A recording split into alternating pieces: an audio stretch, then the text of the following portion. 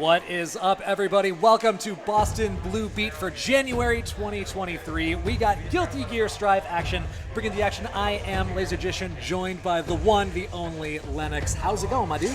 I'm doing really good. I'm happy to be here, ready for some Guilty Gear Strive action. We were peeking at this bracket earlier. This is going to be a fun one. This is going to be a real fun one. We got a good bracket, 16 players, good number so far. We looks like we're looking to close it up in just a minute. We got always a few stragglers trying to register at the last minute. Always. I'm not going to throw any shade. I've done that on more than one occasion. We've all done that before, yeah. So we got a lot of people, a lot of names I'm familiar with, a lot of names I'm not, which is even more exciting. Yes. We got Kazam always here, probably the best player in Boston. I don't think anyone would disagree with that. Has been known for Milia, switched to Testament recently, has been a menace on online brackets. Beat Yurikov at NEC too, which was crazy. Yes. Crazy. The man gets work done. Yes. We got some other local legends, JMD, aka Just Mash Dust.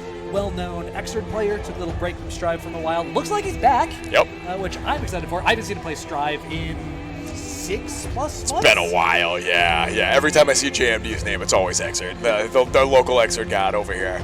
Boltazo. I'm drawing a blank on who Boltazo's playing, but that's a name I'm definitely familiar. Obviously, Lucky D. It wouldn't surprise me if he makes a little top 8 run. Yep. I didn't see Kenny's name in here, so I'm curious to see if Kenny. I thought I saw him running around. He's here. Yeah. So I think he joined under another name. So we'll get mixed at some point when we. He probably signed up as Honk. No, because that's somebody else. I believe you. I don't know. Wallaby, the other Anji player in Boston alongside myself. I'm very excited because the Anji gang is now 2 deep instead of 1. Yep. Which is just the best day ever. Very exciting. You doubled. That's great. Exponential growth out here. Now, once he gets some buffs, maybe it'll keep going in that direction. Okay. Recent patch, Anji is juiced. Like, straight up, he went up like a whole tier, in my opinion. That's exciting. The man's got moves. Okay. Okay. So it looks like there's Kenny's name. So Kenny was one of our late registrants. Okay.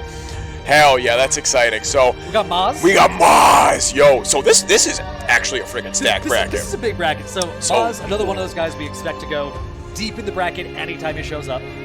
Runs top 8 pretty frequently. But then again, we got more than 8 people I can say that about. Yeah. So Mozz is on the same side of the bracket as Kazam too. That's a little like I hope we get. I'm sure we'll see that on stream. But I don't see them not playing each other at some point. They're ridiculous. So let's see. Boltazo in first seed. I'm almost wondering if they're going to roll these seeds again because I don't think they're going to want Kenny and Boltazo to play first. But it looks like the bracket started. So I don't know. Well, you know what? We're going to find out. That means we get good games. Hell yeah. I'm not complaining about good games. Oh, yeah. No, they do the random seeding sometimes here, which I'm all for. Because you're going to have to play them anyway. Yeah, just keep winning. We all play each other so often anyway. We're all in the same scene. We all come to the same venue. Yep. We all see each other's faces like weekly, if not more often. So I'm okay. Maybe I shouldn't say we about that. I'm not the best Friday attendant. We're getting there. Dude, I used to be so consistent about that. I haven't been on a Friday in probably 3 months, and it makes me so sad. I've just been so busy lately. So you know what's good though? It is sometimes hard to get out offline, but Boston Blue Beat, the guys behind this great event, also run online events all the time. We got a couple good ones coming up. So Burst Limit, if you've heard of that, is their Rambat series for Blaze Blue. Yep. Really, really fun. A lot of fun. The guy behind Boston Blue Beat, Thantis, is a Blaze Blue aficionado. The local lore is the man started this whole shenanigans just as a way to find other people to play Blaze Blue with. Yes. So that's I believe that is the lore. So Thantis and Tedo, that was the agreement is Thantis wanted to play Blaze Blue with everybody. Tedo wanted to play Plus R with everybody. So that's what they do, and that's the online series that they still run. So like you said, we got that Rambat series for Blaze Blue. Pretty much every Monday. It starts the 23rd of this month, which is going to be very exciting. All the way through the beginning of March. The finals, I think, are the 7th or the week after. Something like that, yeah. So last season, I get to hop on for a couple last season, and it was a ton of fun. Like, it's always crazy good players because pretty much everybody left playing this game. They all know each other at this point, right? Like, it's a very tight-knit community, which I love. So usually you get a bunch of killers that come out for it. Plus R, of course. We're not doing Rambat, but we do the pretty much online monthlies, which the next one is going to be a week from today, actually, the 21st. Come by and hit that one. I think it's going to be me and Swell doing some commentary. I believe that's what I heard. But that's another one that's always fun. We always get a bunch of killers on. Got to see a really good Milia player last time, which was really exciting because I don't. And maybe that's just I don't get to see them all the time, but I do not see a lot of plus R Milias. It's not like Strive, you know. Milia is a character. That character is somewhat difficult, has a lot going on for them in good ways, but also like, I'm not plus R expert by any means. I'm working on it, but like cursory knowledge at best. From what I know, has a really tough matchup spread in that game, especially against the top tiers. That's the impression I get. Yeah, like plus R is a top tier game, right? Yes. In that game, if you're not playing a top tier, you have to be playing really, really well. Yep. So, just play Faust, Testament, or Zappa. You're gonna have a lot of fun. Biken's up there too. Or Biken, yeah. How did I forget about Biken? Oh my god. Yeah. Oh man. Yeah. Y'all think Biken's rugged in Exert and Strive? Go play some plus R Biken. Plus R Biken is a menace. Absolutely menace. So when I started watching plus R, it was because there's a Anji player, Wukash, who's very. I know Wukash. Yeah, they're sick. Co-mains with Biken. Okay. Primarily plays Biken, plays Anji for a handful of matchups, a non-insignificant number of matchups, and so that was my gateway into the whole plus R shenanigans. And so seeing Biken be so absurdly powerful, I was like, all right, January 2022 announcement is Biken. I know what I'm doing, and now I main both. Hell so, yeah! I guess just call me Strive Wukash, but not successful. Hey, whatever works. Oh my god, that's too funny. It looks like, yes. I believe we have our first round all picked out. It's going to be Winters versus Diddle. Winters has like kind of thrown around a couple different characters over the last couple of months. We've seen some Potemkin, we've seen some Axel, we've seen, I want to say Testament? Don't quote me on that. Anyone who's played Axel has at least tried Testament lately. You kind of need to, right? Like, the patch has juiced Testament out of this world. That character is egregious in the best of ways. So strong. Still not as bad as plus R Testament, but still not as bad as plus R Testament. Yeah. That would be a war crime. Yes, that's correct. Daisuke, your vision is impaired. Yes. Please pull it back a bit. Yes, I wouldn't be able to play Strive if Testament was plus. I'm on Sin now. I played Sin and Exert, and I have been waiting since day one. That's all I wanted. I kind of got hooked on Bridget for a little while. Bridget is a ton of fun and still got some depth. Don't get me wrong, but like not quite as hard as some people like kind of hype me up for. You know what I mean? And I'm not doing the optimal stuff by any means. I feel like Bridget is the kind of character who is. The skill floor is very approachable, and the skill ceiling is sky high. Yes. Which is, I think, why a lot of the top tier players at least gave her a shot. Yeah. Because she has a lot of room for development. I think now she's got layers. Yeah, I think now that she's been developed a little more, it's a little easier to see where her ceiling is going to land. Yep. But also, we thought that about a lot of characters, and can we say that about them now? Who knows? Mike has still got tether shenanigans that are getting figured out. Yes. I did enjoy the day one tether memes on Twitter, though. Some of those were hilarious. Oh my god, yes. That was some good stuff. But yeah, Sin. I'm hoping we're gonna see some Sin today. I did see at least one Sin player down in the pit when I was watching. So I don't know about you, but like everyone's got their own pre-bracket warm-up, right? Yep. Players like to find someone, warm up their buttons, make sure they got their rhythms in their bones. I like to go watch. So if I'm doing commentary, I like to go into the pit, watch people, do some commentary in my head, get the observation. Oh, it's smart. I like that. Yeah. That's my little pre-bracket ritual. Nice. And there was a Sin player going up against a Nago player, and it was the greatest set because this is gonna be like my one time I'm gonna break the rules a little bit for the bracket. They were talking some bad shit. They were calling their shots. They're like, "You're gonna DP, aren't you?" DP comes out, blows up for it. Like, I called it. I knew you were gonna DP. Oh, that's great. So it was. This is what you can't get online. Yeah, it's a blast. I mean, you can, but it's not as fun, and it's kind of cringy online. Okay, you know what I mean? Or it can be. It can be. Yeah, that's what I should say. Depends on if you're in a call with your friends or if you're on stream. Yes, that's a good distinction. On stream, on call with your friends. There you go. Then it's like, is it cringe or is it valid? I don't know. Who's to say? Depends on the viewers. Yeah, that's true. That's true. I'm seeing some more stream matches highlighted. We got a couple more names join the bracket too. It looks like. No, we reseed. Yeah, okay, so reseed. Okay, so yeah, this is a little more in line with what I thought. Yeah, so we got Kazam in first seed, Mozz number 2, Kenny 3, Levity 4. Okay, yeah, that tracks. Wallaby 5. Lucky D should not be 12. I'm just gonna throw that out there. Lucky's got a good shot at making a top 8 run. Yeah, I'm going to be real. He's made deep runs in many of these. Yeah, absolutely. In many games. In many games, yeah, that's true. No question there. Where is playing Wallaby round 1 too? Oh, that's a big match. That's actually going to be a really good one. If we could watch that one, that'd be great. But also, it's the same round as our first match, so I understand how these things go. But those are two players that I really enjoy watching. Wallaby because on G Gang loyalty, Lucky D because it's fun to shout Dan sucks. Oh yeah. That's always a blast. Yeah. This is the name I recognize right here too. Anti-Venom. I don't know who they play, but I feel like they might be from out of state. I don't know for sure. Okay. I'm totally drawing a blank. I'm very excited. It looks like we might have them on stream. No, they're still trying to figure that out. I know there was one player. Well, I was watching the Sin Nago set. Yeah. I was talking to someone who apparently came from Connecticut. Oh, nice. It's about a 2-hour drive to get out here. Oh, yeah. Keyboard player. Okay. Which, like, already not a dime a dozen by any means. Yeah. I don't know who they were, who their character was, That's but exciting. shout out to whoever you are. I was talking to you earlier. You were very, very kind. Over here. Okay, so it is you up first. Excellent.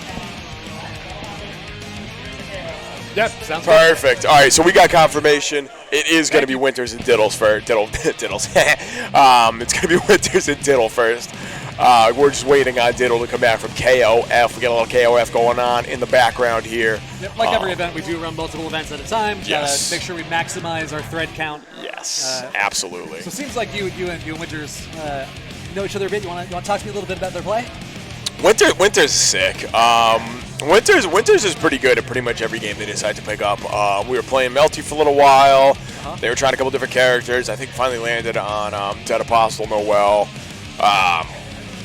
So that's always a blast. I always love playing Winters. But Winters been focusing pretty heavy on Strive. Play Sailor Moon. I want to say Skullgirls right now too. I feel like that's been like kind of the new hotness right now. Is they've really been putting some work into Skullgirls, which is awesome. It's one of those games. I'm like, I should just play it. That's one of those games that I know I'm never going to play, but I'm going to watch every time because so much happens in that game. Yeah! That game is all gas, no stop. Yup. You also, I don't know. So two of my favorite players are like two of the best players in that game. I'm a big Sonic Fox fan, and I'm a really big The Kill Sage fan. And those two are ridiculous. Sage Sonic, yeah. Of course, yeah. And I think it's one of my favorite moments. Evo. I ran into Sonic Fox actually right a couple hours after they won. I got to say congratulations and thank them for DQing in Dragon Ball so that I could say I beat Sonic Fox in a Dragon Ball tournament. Yep. Hadn't played that game in 3 months going into Evo. I'm like, T.O. comes up to me. He's like, it's a buddy of mine. And he comes up to me. He says, all right, so don't let this go to your head. Sonic DQ'd, so you're moving on. I'm like, I'm sick. Let's go. Popped off a little bit, my buddy. Okay, all right. So we got a little fill-in match. Until we. No, wasn't I totally missed what he said? Hey, well, who's the game? Okay. Boltazo and Honk. Boltazo, okay. Oh, okay, so that'll be fun. I feel like I've seen Boltazo play a million times. Can't remember who they play. To save my life right now. So we will see in a moment. Yep. KOF games, they go a little long. They do. You're playing a set of multiple like 3v3s. Not versus 3v3s either. It's 3 in a row. So that game could take a minute. It's totally fair. These things happen. Absolutely. I swear that game takes longer than Dragon Ball, which is saying something. Depending on the matches, it's the health regen definitely. Depends on how optimal your Dragon Ball is too. And that's very true. If you're two-touching every character, then you're gonna turn through the game. Yeah. Even at a high level though, that gets a little dicey because like, all right, you're two-touching people, but like. Your opponent's blocking half these mix-ups. You know what I'm saying? Like you gotta get 2 touches first. Exactly. Yeah, you actually have to land the touch, which is that's always something. Do I see some movement at the set here? Oh, hello. Here we go. We're about to get into this. All right. So yeah, Boltazo and Honk. We're gonna get in the character select screen. I'm hoping we get to see some Sin right off the bat, but I don't think I'm gonna get that lucky. We'll see. Looks like we got a soul coming out of Boltazo. Assuming. I think they're just doing character select, but hey, we'll see. I could be wrong. I saw at least 2 soul players down there. Okay, yeah, I was gonna say there's always at least a couple floating around, right? All right, let's see what we got. Finish your buttons. Happy chaos. That way, are we? All right, Absolutely. I see where we're at. Boltazo playing the Happy Chaos. All right, let's just get this out of the way here. This matchup is atrocious for Eno. Oh my God, yes. It's so bad because Happy Chaos's steady aim shots have that guard crush property. If you're in the air when you're hit with a steady aim shot, being guard crushed in the air is egregiously negative. Yes. So you basically can't move, you get locked down indefinitely. Eno's dash is a hover dash, puts her in the air automatically, and so facto, Happy Chaos mauls you because you are just constantly in block stun if the player wants to take the zoning route. Yes. Don't get me wrong, Happy Chaos, good at every range, right? You got the zoning range with the steady aim shot loops, got mid-range bagel buttons like 2S and 6S, up close crazy mix. So it's a very slanted matchup, and really has to try to get swinging, get momentum early, get them into the corner. Okay job so far, but Boltazo already getting out. The throw coming out here from Honk. Another throw, alright. Ooh! Gets out of the pressure. First RC of the day, it's a blue. All right, blocks the cross up, baits the burst too. No, okay, so that might be okay. Is that gonna, no, drops the combo again. Reset plus frames, and there's the low right there. All right, yeah, that's like the Eno classic right there. Pop the super in the air, take your plus frames, mix up after. There we go. And managed to maintain burst advantage throughout that round too. That's a hard thing to do against Happy Chaos. 6 speed, maintains pressure while Boltazo tries to escape. Honk getting work done. Double stroke. Damn! That's a wall slump. That it is. Goes to the Oki there too, doesn't? Oh my God, the back throw? Oh, that is bad news for Honk. 6P to get out. Side switch. This might be enough to kill right here. Go through the wall? No, not quite. Just a hair shy. Honk's in on this positive bonus. Pop of the super. Chemical love. What a great answer to popping the concentration super too. It takes a second for it to set in. Means you got a good old second to prep while they're probably reloading, getting ready to do their steady aim pressure. We got an Eno mirror. Yeah, did I blinked it. I'm like, hold up. Switching to the Eno. Hold up. Okay. This is interesting. I don't know when the last time I've seen an Eno mirror is. Maybe never, because I feel like there's not a lot of Enos left. Oh, okay. Boltazo already off to a little bit better start here. Carrying Honk to the corner. Throw pressure. It's the reset. OTG to a counter hit. Looks for like a, I think I was baiting the burst. Yep. Not finding that, but does find the ball break just as good. Oh, good 6P there from Honk. All right, get the turnaround. BRC, able to detect the air throw. Wow. This has been some play so far. I'm liking the way these two are interacting. Lots of aerial movement. Obviously, we expect that out of Eno. Yeah. Really good expectation of that movement, too. Lots of 6Ps on both sides. I mean, obviously, they're going to have the matchup knowledge. Clearly, they're playing the character. Yeah, exactly.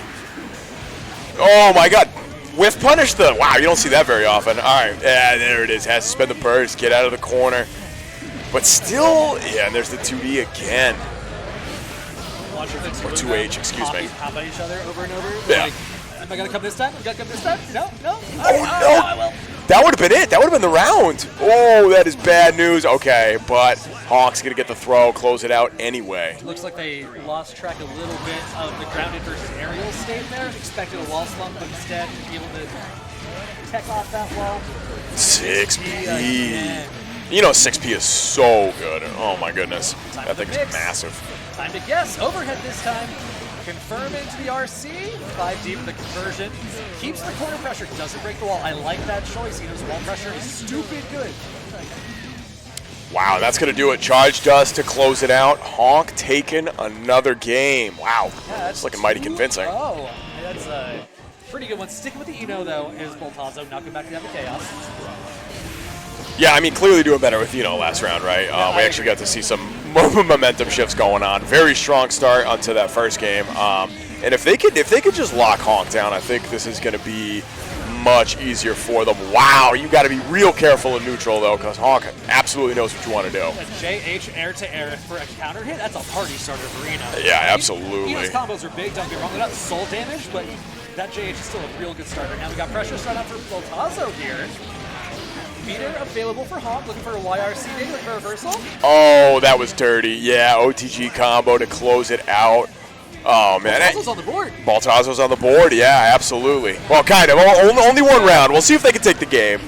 because I think they got the first round last game too, and Honk was just able to bring it back real quick. 5K challenge. Yeah, another pretty good anti-air button, especially against the angle that Eno's air dash comes out in. Yeah, the air movement from Eno is really, really quick, so you want quicker buttons as a way to answer, because, you know, most people, they're going to jump in at you. It takes a second, right? You got to jump, you got to dash, you got to press a button. Eno can get all that done significantly faster. The fast RC to shove Boltazo back in the corner, not going to matter, though. Boltazo counter-attacking with the JH. That's 1-2. Pretty quick on that one as well. This is a very momentum matchup so far. Absolutely. Yeah, Boltazo's just basically got to find a way to get going. Oh, yeah, there it is. Because Honk is not blocking these overheads in the corner. Oh, wow, what a max range counter poke right there. Good stuff. Stuff with the 6P as well. Interesting. All right, going through. Hard knockdown. Positive bonus. What's that, Oki? Yeah, just keep it simple. Throw. Easy. Easy. It is terrifying having to deal with constant three-way mix on every box. Yeah. Your stack can only take so much, right? I hate Eno actually so much. I hate playing against Eno. It is the worst I really feeling. like playing against Eno because like Anji's air conversions are stupid strong. That's true, so, yeah. Like I need a touch and a half. But otherwise, like, yeah, I could see Sid having some issues. I don't even think I've played it. Oh, that was sick. Oh my goodness. PRC baiting the throw to get the punish. But Boltazo taking this pressure now. Only needs one more. Okay, breaks the throw. Yeah, Honk. Oh no! Stroke the big tree. And there it is. Bursts out.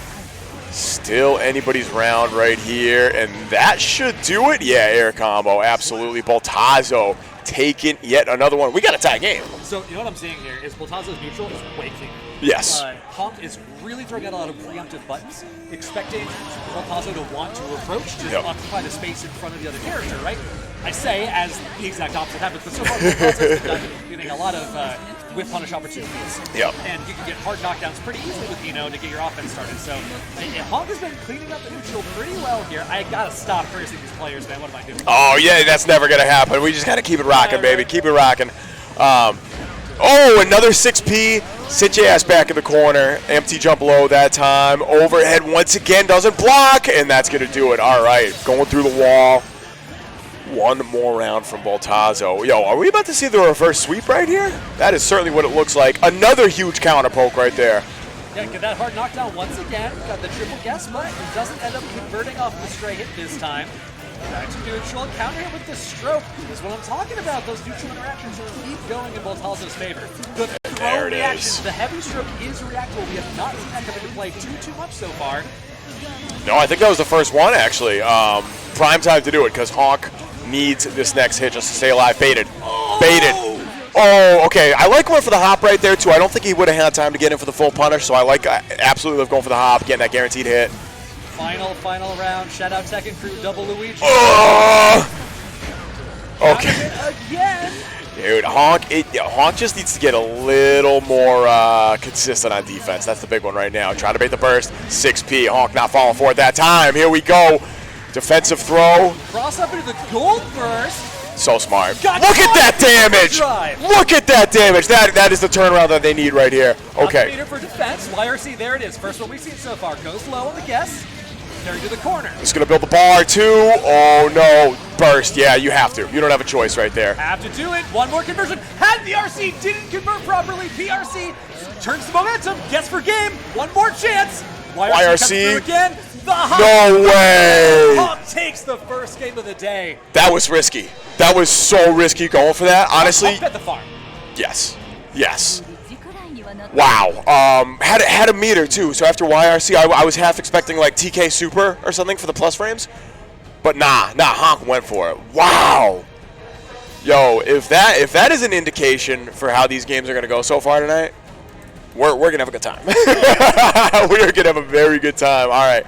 Honk moving on 3-2. So they actually get to play the winner of Mozz versus Dormancy, and. Dormancy, you're my homie. I love you. It's got to be Mozz. I'm very, very sorry. But hey, we could be wrong. Dormancy, I don't know who they're going to be playing actually in bracket. Dormancy's got a pretty sick Jacko. All right. But they are eternally in a character crisis in this game. So there's like 6 characters at any point floating around in the pool, which is tight. You get to see a lot of character variety locals and stuff like that, but Yeah. There was one time last fall where a bunch of either Philly or New York players came down for Boston BlueBeats Monthly, which was a great time. Yeah. And someone, after leaving, their only comment on Boston was that our meta was amazing, so there was no Ram, no Happy K. Yeah, right? Yeah. Yeah, there's no Rams here. Yeah. There's one. There's one I saw earlier warming up. Here today? Yep. Okay. Warming up against Wallaby. Interesting. But the important part is that exactly what you're saying is very true. We got a lot of character diversity. Yep. The only characters that I think we have a lot of representation for that I'm aware of are we got a couple Nagos. Yep. A couple Testaments. Of course. Couple Souls. Couple Souls. And then gonna there's... happen. Yeah, to me, I always think of one Potemkin and Docbach. Docbach, But yeah. I don't see Docbach in Strive today, probably focusing on Exert, it looks like. Yep, and Elm Dog is in the bracket, though, and I know they're playing Potemkin still. Yep. They had... Oh, man, Elm Dog had some mad fun games to watch at NEC. And here we go. My boys in the house. We got Winters and Diddle. Winters is sticking with the Axle, which I'm very pleased to see. And, of course, Diddle playing that Sin, which I'm also very happy to see because this is the character I came here. Close S, anti-air. Dash crosses under. I'll be looking for a pressure reset. Timing was a little off. That's all right. It's a good meter build here for Diddle. Oh, that's a big hit. Okay, full conversion here.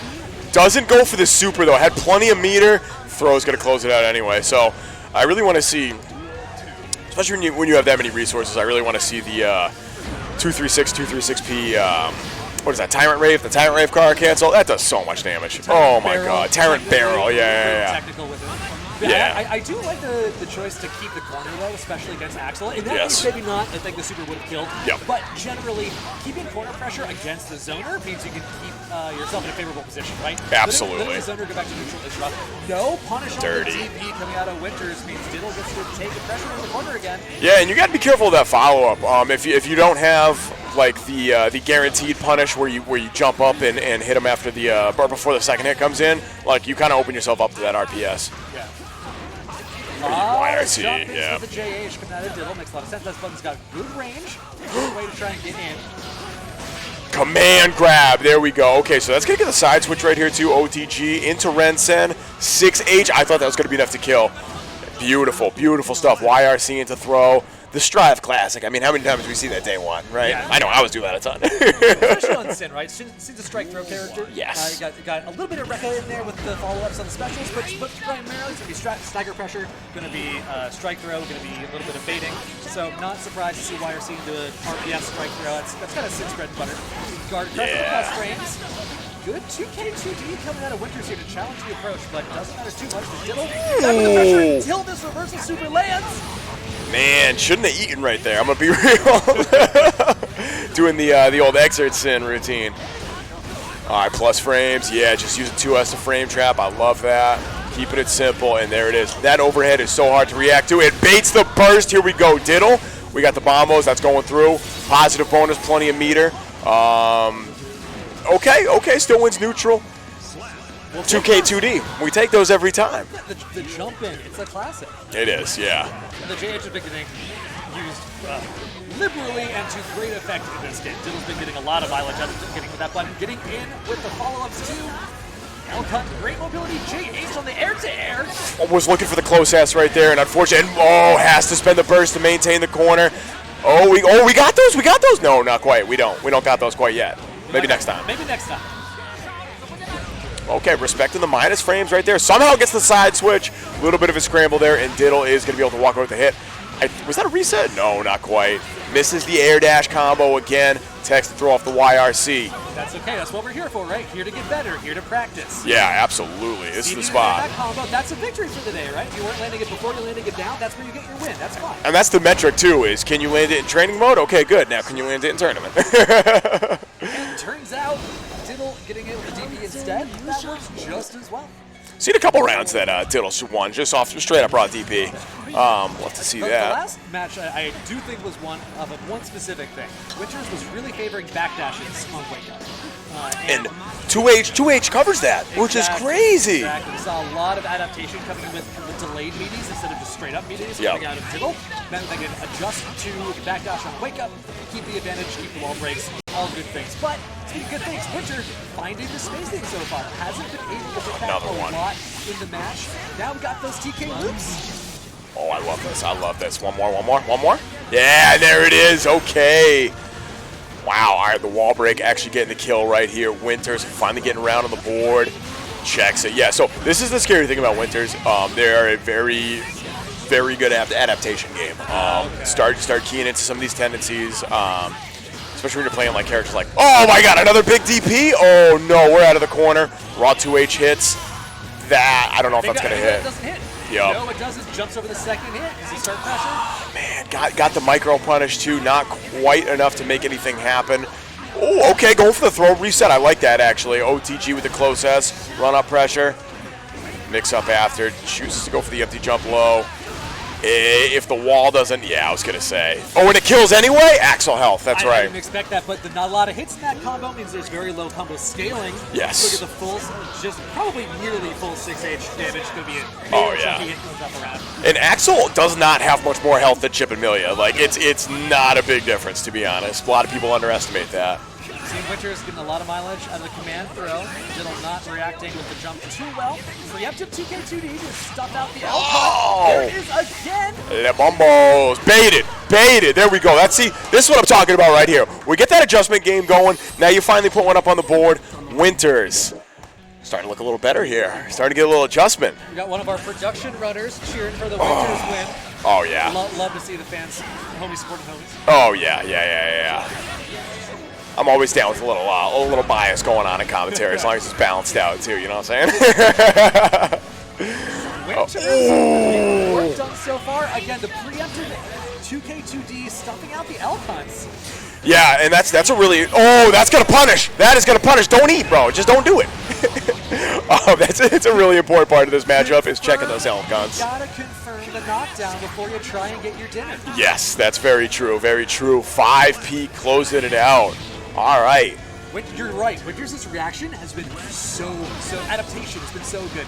Good reactions too. You're right though. You're right. To react to the L cut, starting to react to the overhead, which is just barely reactable if you're looking for it. Yeah. You have to be looking for it though. Unless you're old like me and you just can't react to it anymore. Oh, that was it. That was a massive opportunity there for Diddle. Didn't punish the Rensen, but still got a hit. Winter spends the burst to get out. Oh no, but we're back in. Tries to eat again. Brother, please stop eating. Oh no, okay. That is gonna be big damage right there. Winters, away from the 6K. Knockdown, goes for it again. But once again. Every time. Elk Hunt has not landed in what, 5 rounds? It's been a couple, yeah. No No way! Yo, you got the hit, bro? You didn't? Oh no, that's bad news. That is bad news. 5P into 5P. That's all we need. All we need right there. We got a game. Winters taking game number 4, 2 apiece. We're going to the final game right here.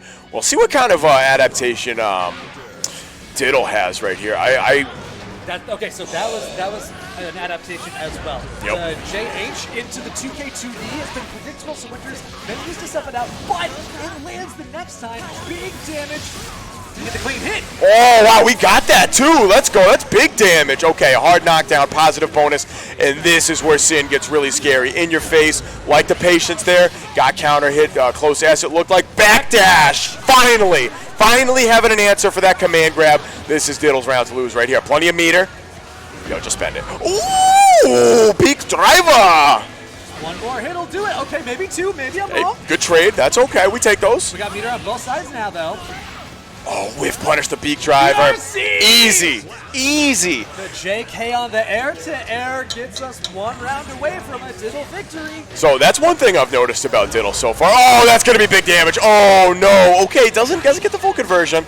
Diddle's been doing a really good job of playing, like, kind of patient neutral, especially in the first 2 rounds.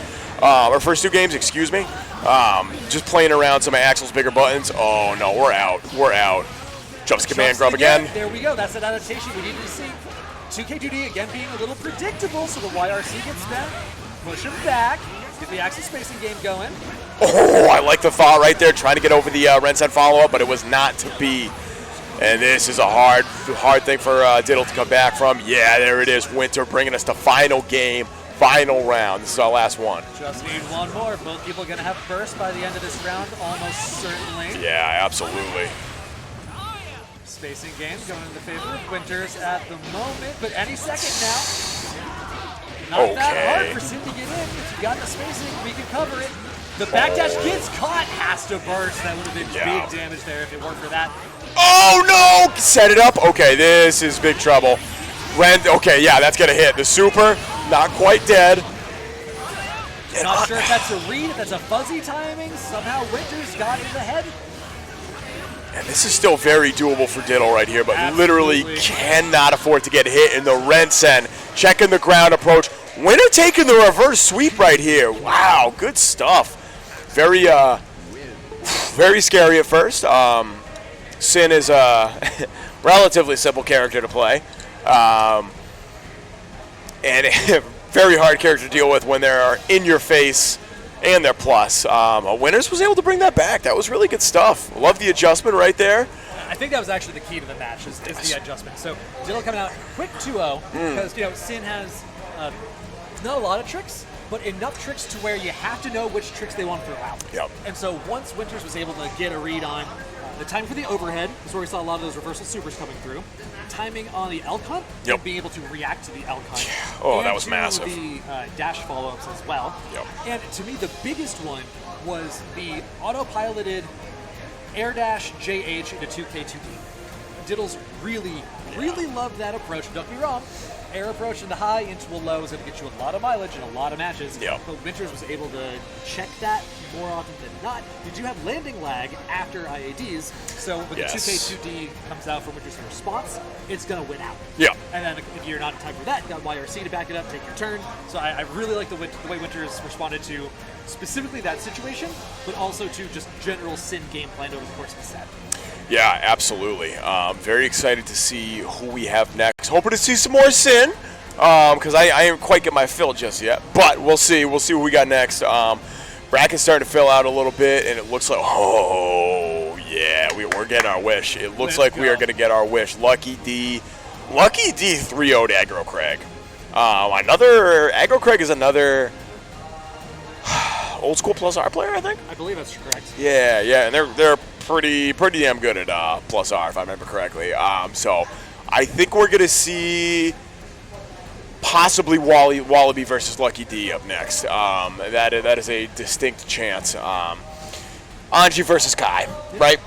Nice little day one matchup, nothing too fancy.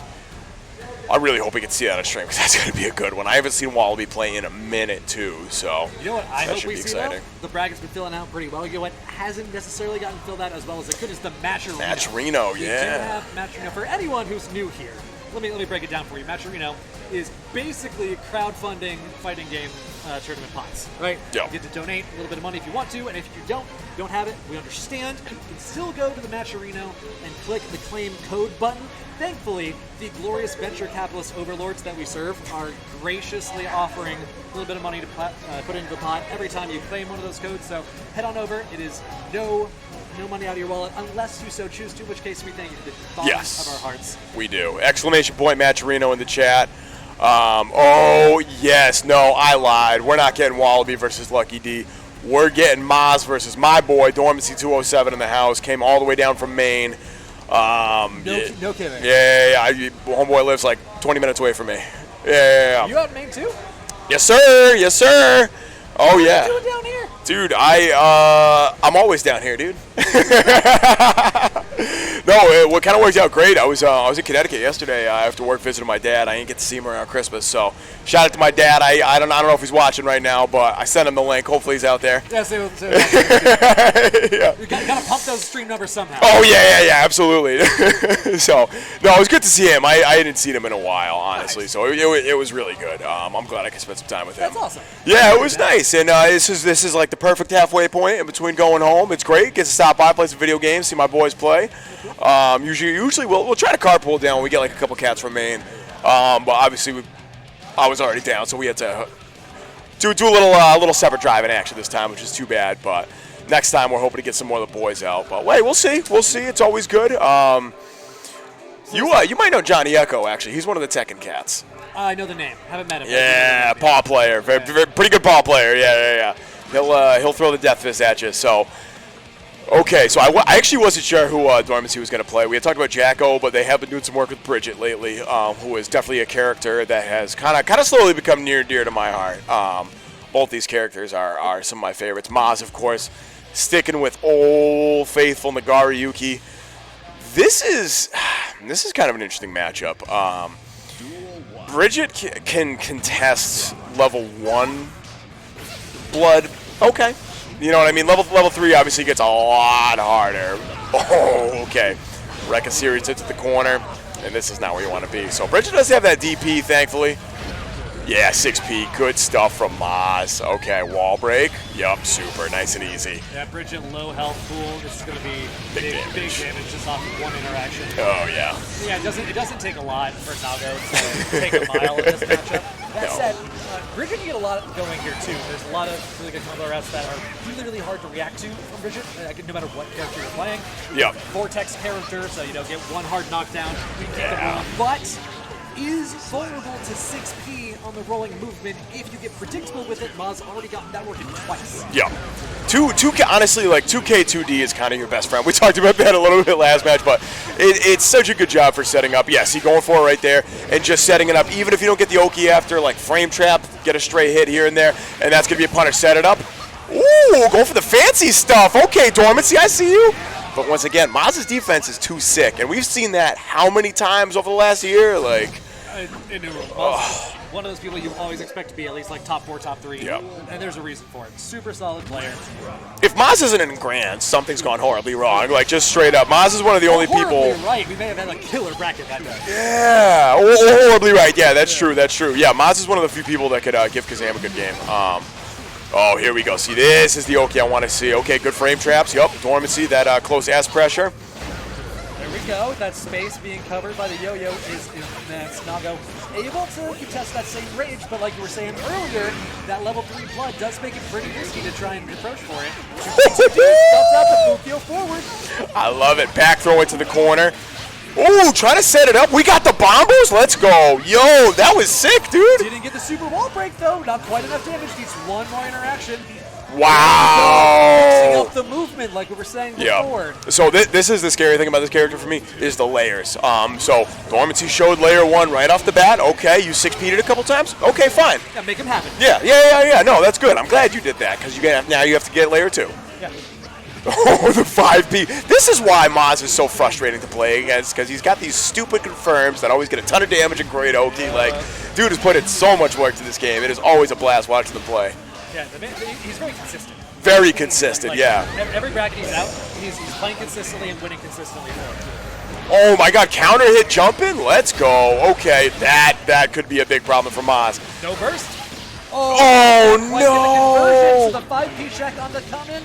It's going to be a round on board for Mozz. That was real close, though. There were good things in that round. Dormancy looking stronger the way this goes, but Mozz always so strong on round start. Nago's options are so powerful. Yeah, oh my god, you can't mess with Nago on round start. I don't care who you are. No, can't do it. Not a lot of characters can do that. Wow, 214H max range. The jump D? It's a hard call out. That's saying, I know you're going to fuzzy, try and jump out. You're expecting. Look, so we shown the meaty command throw earlier. Yeah. Where you counterplay that is fuzzy jumping out of pressure. You can be blocking for meaty, and then fuzzy time it so that you're jumping for the throw. It says, okay, I know you're about to jump out of my throat. JD is going to be the call out.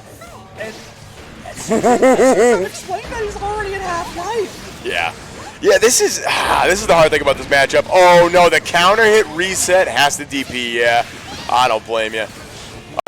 This is the hard thing about this matchup. Like, Bridget needs like 4, 5, 6 hits.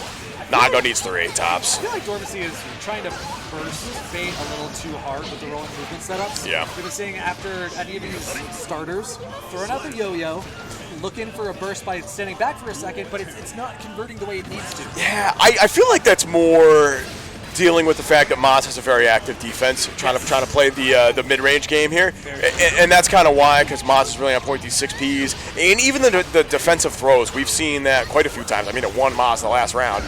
Ooh, counter hit 2D all the way to the corner. Spends the burst to get out. Yeah, I agree. Makes a lot of sense.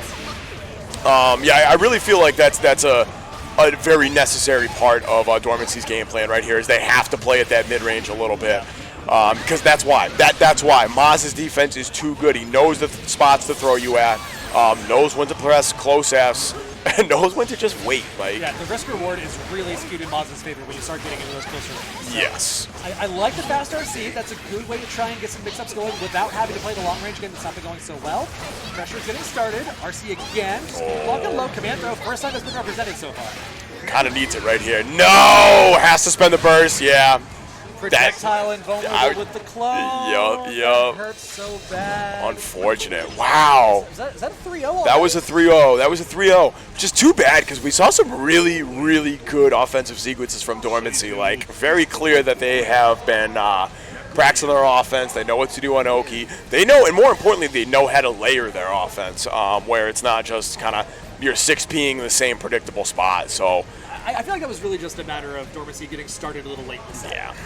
And that's part of it. If game 1 looked like game 3, might have had a little bit more of a competitive match between the two of them. Yeah, even game 2 had some solid moments. Yeah, it's just Mozz can get 3 hits and win. And Mozz is really, really good at making the most out of all those hits.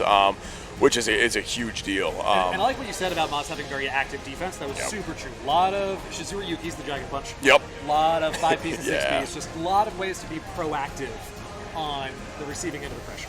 Yeah, people like to complain about Nago's special moves, but man, those buttons are so hard to deal with, bro. Like the 6P is obviously ridiculous, but even that 5P, I see what you picking up what you're putting down here.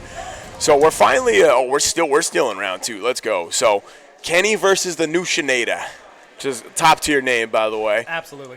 Big fan of that. So Kenny, obviously, we know who Kenny's playing. No question there. The man is a Gold Lewis dedicated. The Gold Lewis dedicated around here. Northeast has Crocs and Socks and Kenny, and that's all you need to know. Honestly, that's all you need to know. Give it 2 years, and maybe Kenny takes Crocs and Socks' place. Dude, so the kid's good. The kid is ridiculous. We got to see they got double jeopardied at NEC Light Ice. Really, really good player. Stupidly close sets. Stupidly close. Light Ice definitely had the advantage of the first one. I think it was 3-1, 3-2, something like that. Yep. Loser side round went down to final game, final round, final hit. It was ridiculous. Like Light Ice at the end was like they were both laughing at the end because it was just like whatever. He was like one of those sets where what's gonna happen is gonna happen. Exactly. And Light Ice was playing Chip, which obviously Chip is doing Chip things. And that kind of matchup I always like that because obviously Gold Lewis, big damage character. Yep. Chip, very low health character. It was a very volatile match, but Light Ice's mix-up game was so good, bro. It was crazy. And Kenny got mixed quite a few times, but had some really, really good moments where it's like, nope, I know what you're going to do. I'm going to swing this coffin around and cave your skull in like 75%. If you want to do Chip things on Chip, I want to do Gold Lewis things on Gold Lewis. And that's what I'm saying, exactly. And that's why I like matchups like that is like you kind of get to watch the better player figure it out. And I don't know, man, that was a blast to watch. It was off stream, unfortunately, for the elimination match, but like that whole side of the venue was watching that match. Like there was mad people like at night. I think people weren't used to seeing a friggin' 12-year-old start rolling kids. It was great. Speaking of him, his game, very, very proactive, same way as Mozz. Yes. His favorite button in the entire game is Gold Lewis 2P. The man is about to say, the man is an Abare master. He loves going for those interrupts, finding ways to escape out of pressure by being proactive. Doesn't want to rely on meter. No YRCs at him. He happy to YRC when he needs to, but his layer 1 defense is I'm a mash on you. Yes. And it's funny the way he tricks you almost. Yes. He very much tricks you, and I don't know how intentional this is, but it really seems like it's part of his game plan to convince you that he is just a 12-year-old pressing the square button. Yeah. He ain't. He ain't. And I know a couple players like that where part of their game plan is just to trick you into thinking they're a monkey. So, no, I can make an adjustment. I can money match you for $100 after. No, you can't. You're going to run into layer 2 then. And that's one of the really special things about Kenny. The way Kenny thinks about a lot of these matchups is just tries to simplify it, basically. Yep. That's what it feels like anyway. Distill it. Distill it. Thank you. That's a very good word. So the first big win at locals they had when they won the first weekly, I think, which, by the way, this entire venue just basically exploded when that happened. It was insane. Dude drops down, very close set against Mozz, like 3-2 final round, final hit, but loses ultimately. Runs it back in grand finals, clean reset, 3-0. Clean grand finals, 3-0. I'm like, Kenny, what did you do? What was the adjustment? How did you do that? He's like, I just thought about what I needed to do, and I did. I just needed to press 2P a little more. That's literally what he said. He's like, it was just I'm like, laughing because I do not doubt that for a moment. Exactly. It's just like I have to check your offense a little bit because Mozzo's a very good soul player. Like, no disrespect, my man. But he's like, I just got to check that pressure a little bit. Like, not let you run your game plan. I don't know. The way that kid is able to navigate a lot of these matchups, and a lot of these player matchups too, is super impressive. A couple years from now, if they stick with it, I know. Whenever this kid's gonna be dangerous. Whenever I'm up here with Brad, another one of our commentator rotation, he really likes to talk about when he's talking with Kenny how Kenny has a mind for the game beyond his years. Yes, he has a very intellectual approach, which is impressive because I'm 3 times his age, and I think about the game half as well as he does. Same, dude. Same. Yeah, and that's one of the benefits, and this is why I got into. I wish I got into fighting games like 2 decades earlier than I did. Yeah. Because like when you're young, your brain's wired to learn like that more. You know what I'm saying? You know what kills me? What? All right. So a little off topic, but lately the game I've been watching the most of is Marvel 3. Oh hell yeah! That game is sick. So I'm watching it. I'm trying to like figure out what that game's about. And maybe try and learn it myself. Maybe try and get some commentary on that. It's a cool game in 2023. Yeah. But I remembered I was like maybe 13, 14 when that game came out. Yeah, dude. I had it on Xbox 360. Played it for like a couple hours. Yeah. And my ADD 13-year-old brain was like, I'm gonna go keep playing Marvel 2 at the arcade instead. And I like shoved the disc away in the closet somewhere for the next 20 years. And I found the disc when I was at my parents' house for Christmas. I was cleaning out some stuff out in the attic. And I'm like, it's kind of funny how things come full circle, but I could be so nice with it if I just played that right for like 10 more minutes. Dude, that's literally the same thing. Like my boy got that in high school, and like we played it a good amount. You know what I mean? Yeah. Like we were literally just mashing like a lot of raw supers. You know, that was us in Melee before D&D on Friday nights. Oh yeah. There you go. Yeah. And oh man, we played that game like actually a lot. Never learned any kind of any real combos or any kind of real neutral. But man, like just looking back, I'm like, I wish I'd put more work into that game because I played mad fighting games as a kid. I had played a ton of Tekken, ton of DOA, ton of Smash, obviously. Mandatory, yeah. Oh my god, yeah. The amount of hours we put in Melee when I was a kid. Oh my god, you'd think I'd be better at that game. But same thing. Like when you're a kid, you don't always care about learning about the meta. I thought Roy was the best character in the game because his charged B killed you in like 2 shots. Yeah, hell yeah, dude. Yeah, Captain Falcon, bro. Just Falcon Punch. He's got to be great. That's the button. It works, so. Bring me back with that one. That game, was good times. I also played a ton of Fox, though, and I didn't know he was top tier, which is hilarious. When I was playing in high school, I was playing Sheik. And I was like, yes. I'm going to do nothing but my dashing attack because no one else could respond quickly enough to put a button out before my button came out. I did Jigglypuff, and I had 2 moves. I used Rest against anybody who played a big body against me, and then I just charged Roll out and just said, figure it out, dude. El Clasico. Sorry. Skill issue, I guess. Can't block that.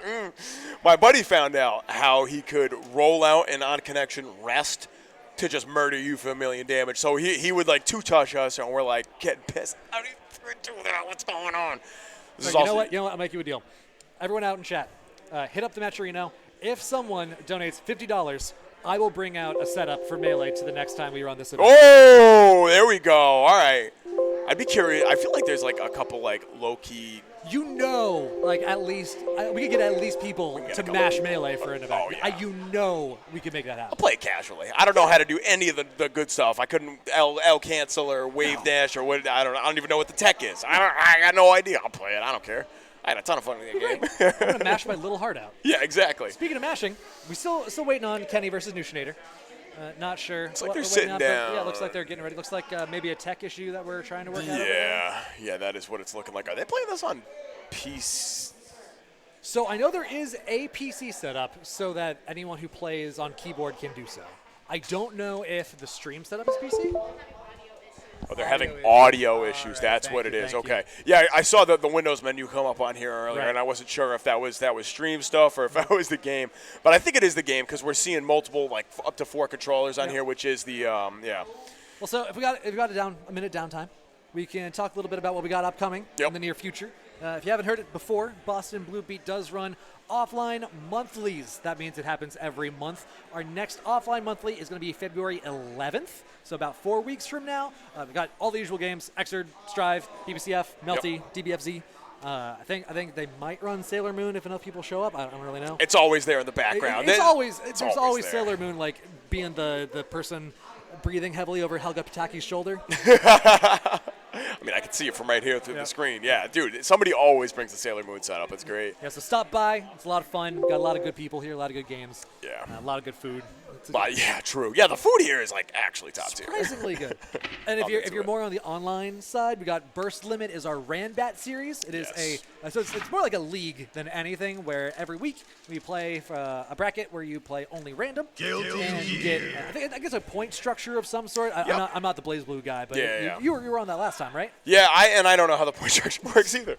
I did the first couple and we hadn't figured it out yet. It's there will be points track basically. So basically the goal is final at the end. Exactly, yeah. So if you play Blaze Blue, definitely roll out for that. And enter a couple brackets because even if you don't win, if you don't make top 8, I think you might still be able to get some points on that. Don't quote me on that. So definitely might be worth it. And it's a good way to learn the game too. Like definitely, Neko's really good now. I don't know. I wish I had the patience to learn that game, but that game just makes me too angry. Yeah, I don't know. The input buffer's a little weird because it's older. Yeah. This is, I was going to say, I'm making excuses now, but bunch of cool characters. That's what I love about that game. It's not an excuse. It's an option select. Yeah, that's what it is. That's what I'm talking about. Big time. If you're not a Blaze Blue player, that's okay. I'm not a Blaze Blue player, but we also got Plus R. Yeah. That online monthly. That's a hell of a game. Next weekend on the 21st, next Saturday. Yeah, stop by for that one. That's going to be a lot of fun. That game's a blast. We actually get some pretty solid names come after that from what I remember.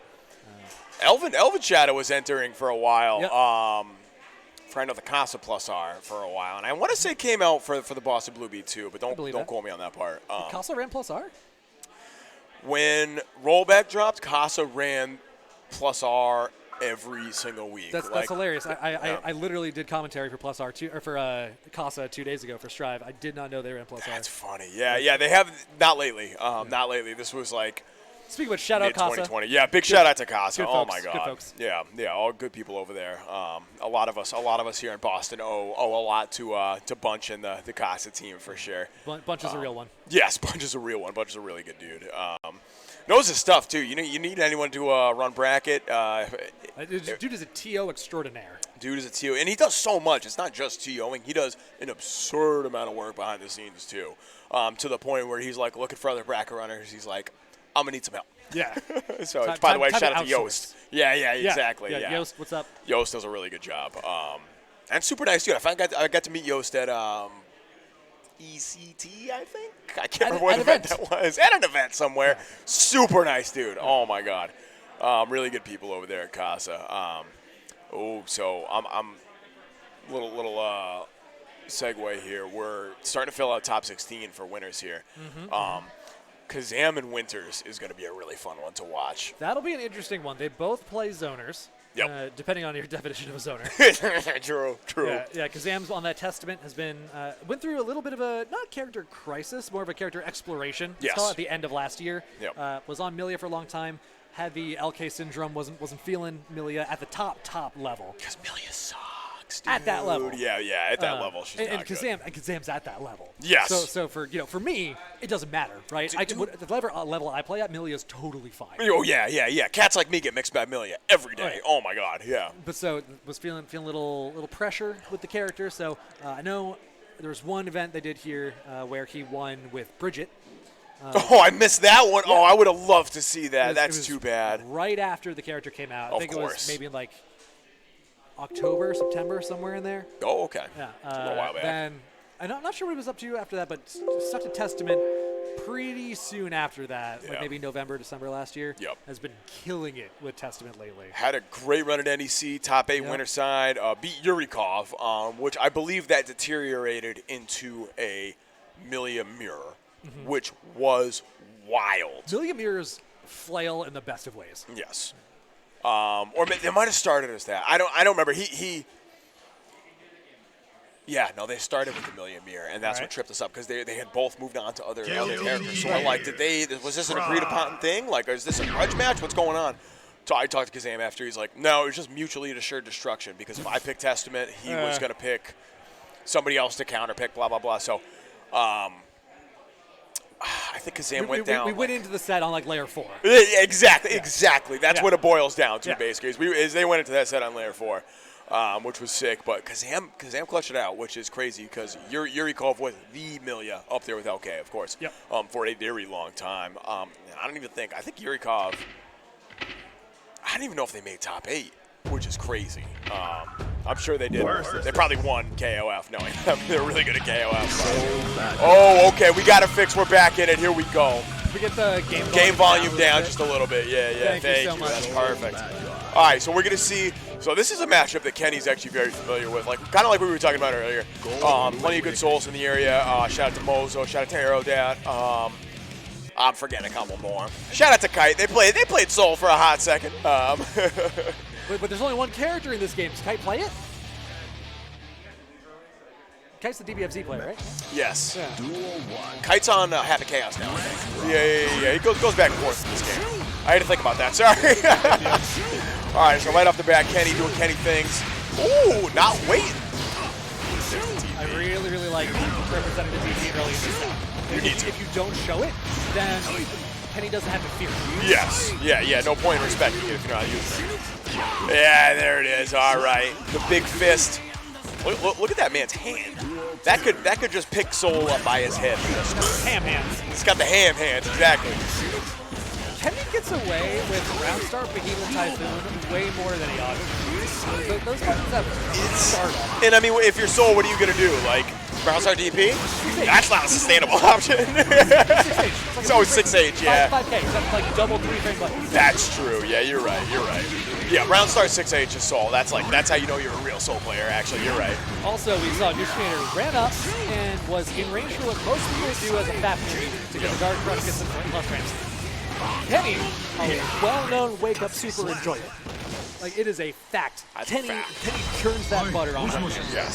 So Nushinator showed a little bit of respect there, backed off. I like that being on that layer already. Yeah. Didn't work out very well, but you know, the thought process is a good one.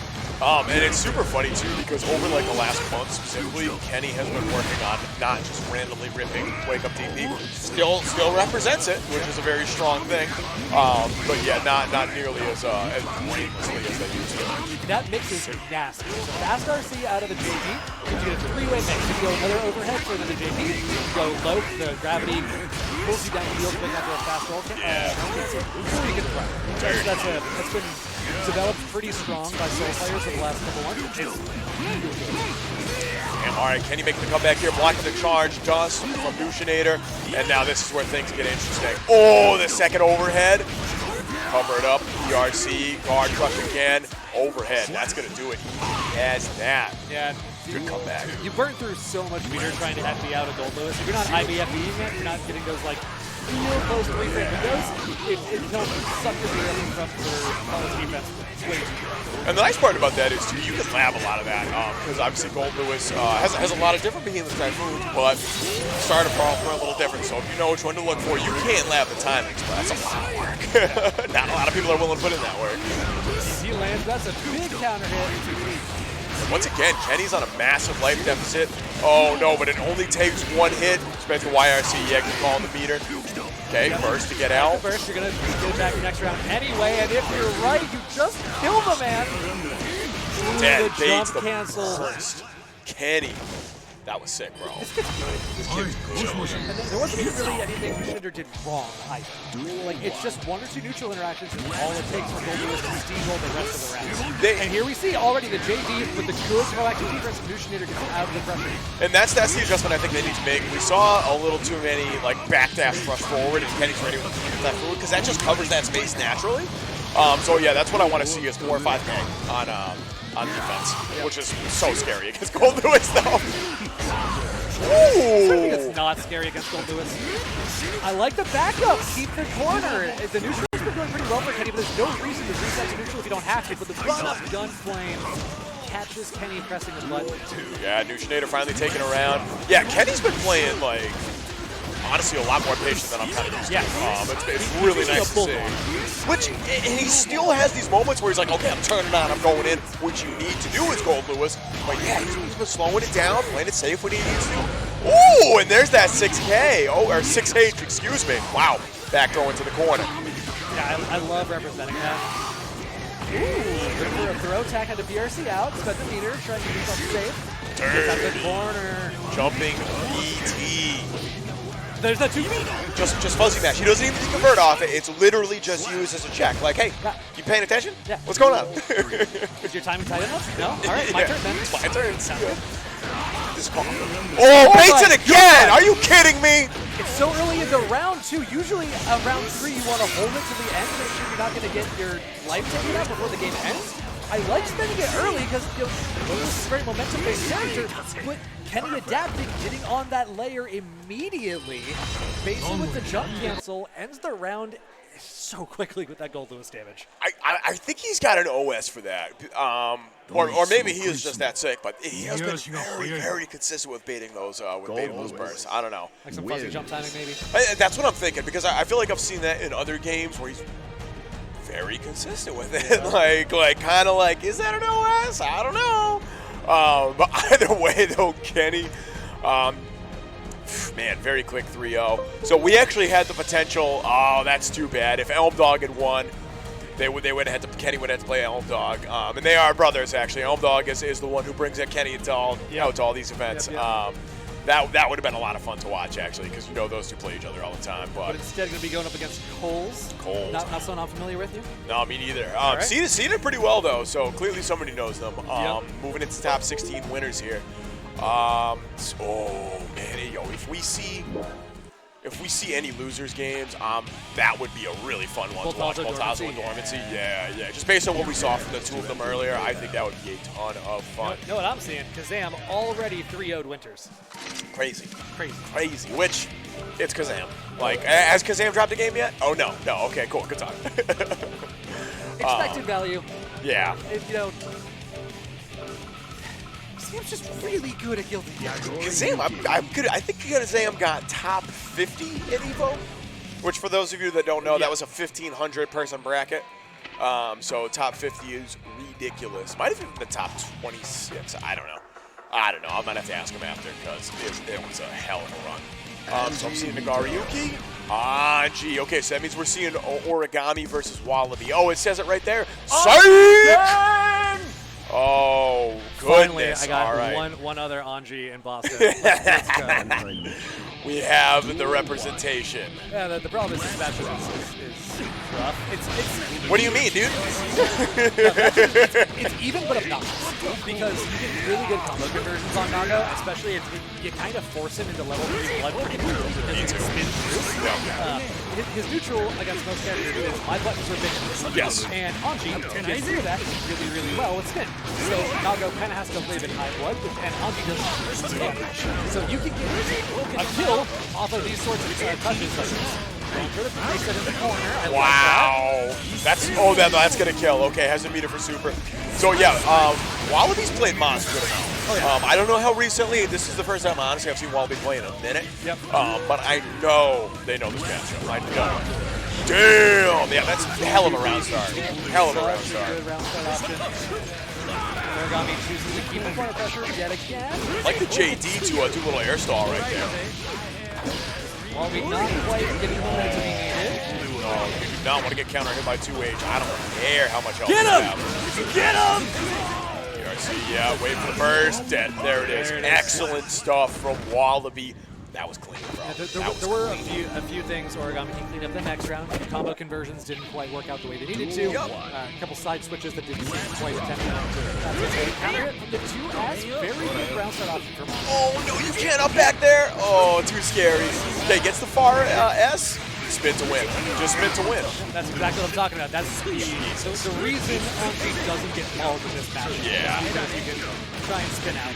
I know, that's the frustrating part. You're like trying to outrange Raji and you just get punished by spinning every time. Very frustrating. Ooh, okay, Wallaby. Very good 5K right there, poking out of the corner, but Wallaby's back in instantly. Looks like Origami's going for a fuzzy timing on the pressure in the food hit. Makes a lot of sense that there are a lot of multiple options. Gets the counter hit on the Beyblade. Has the meter, but doesn't convert. That would have been it, too. OTG.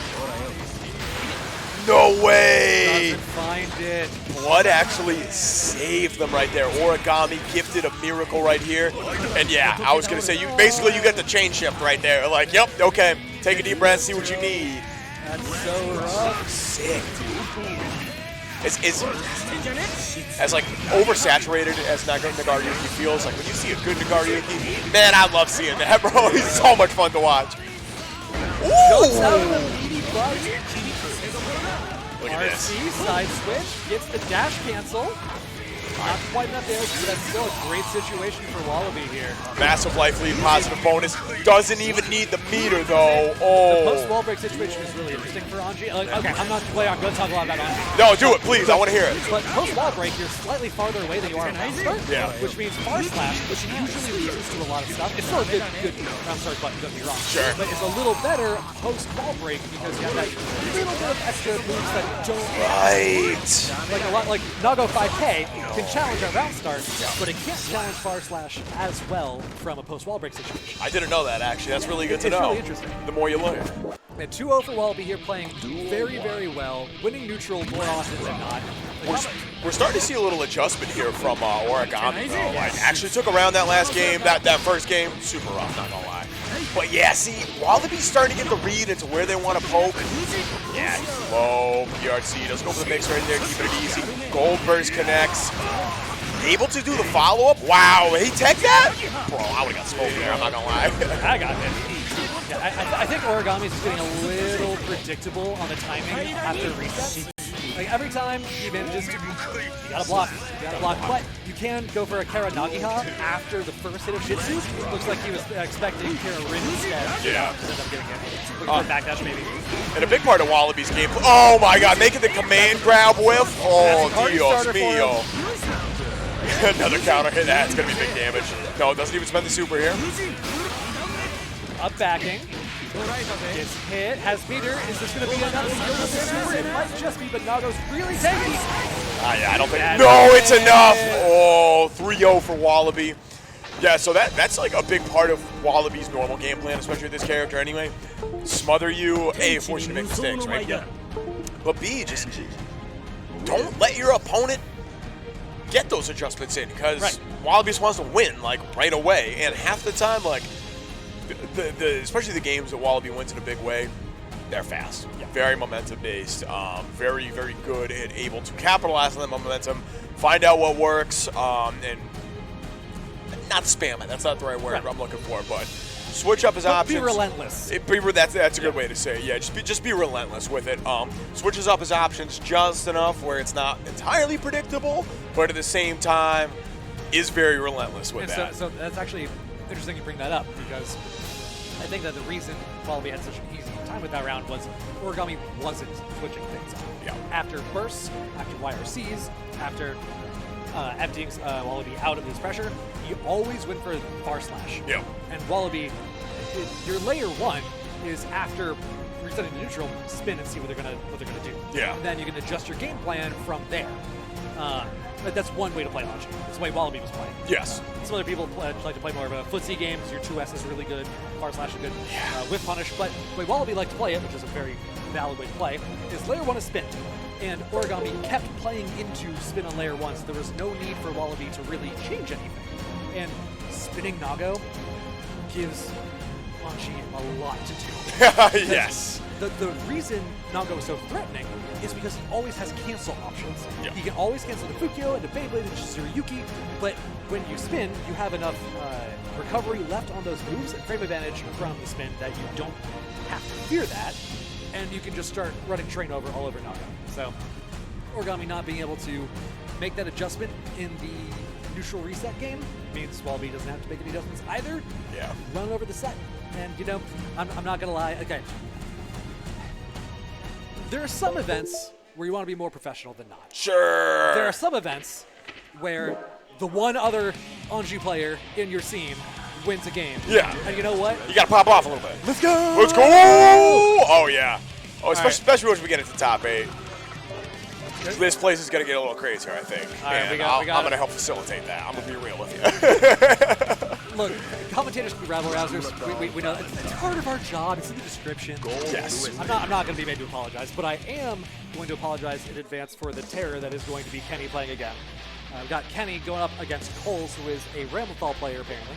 Ramblethal, I like against Gold Lewis. It has really, really good pressure. Yeah. Gold Lewis has difficulty escaping what Ram wants to do. So the basic game plan outranges Gold Lewis and is faster than Gold Lewis.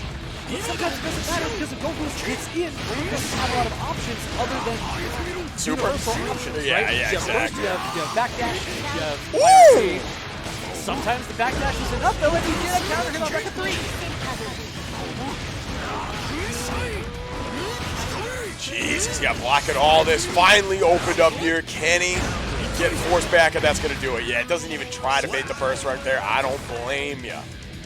So this is a matchup. Even though we don't have any Rams, like Kenny does know this matchup. I brought one of my boys from New Hampshire plays Ram. He'll come down every once in a while. I believe got dumpstered by Kenny last time. Like my man's is good. Like that's no disrespect. Like my man's like knocked out some killers in that bracket. Shout out to Somner, by the way. Thanks for coming down. Oh, okay. Frame trap. Confirms the hit into the overdrive for big damage. It's happened twice now in that round. We got to nerf Ram. I think that's what they're saying right here. Let's start by nerfing Kenny and see where we go. Yeah, right? Oh, my goodness. Oh, wow. Kind of fortuitous trade right there for Kenny. Want to space it out?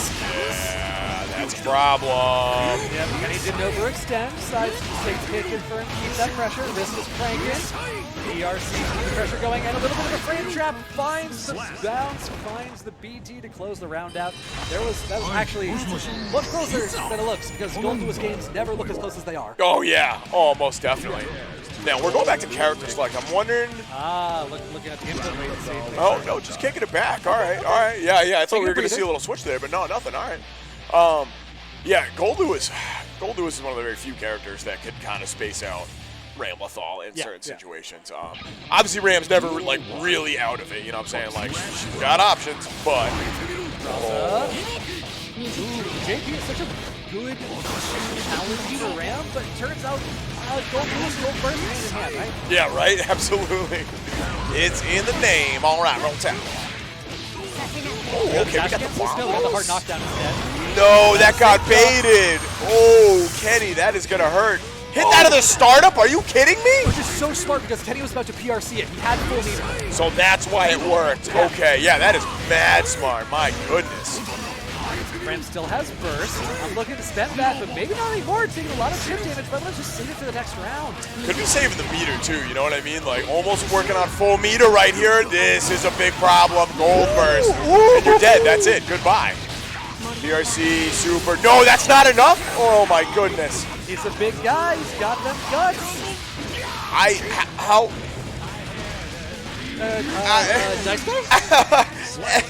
I don't know. That's not even Dice K. That's why. I'm curious as to the sequence of events that led Kenny to making that decision and how in the hell did that work? Yeah, we take those. Oh, absolutely. Drone lockdown once again. But that's what we're talking about. Brand can punish him from pretty far. Those IBs, those FDs rather, buy some space. Has to spend meter to get back in range, otherwise Brand can space him out. Spending at security level 3 with the drone right here. We're going back to the corner.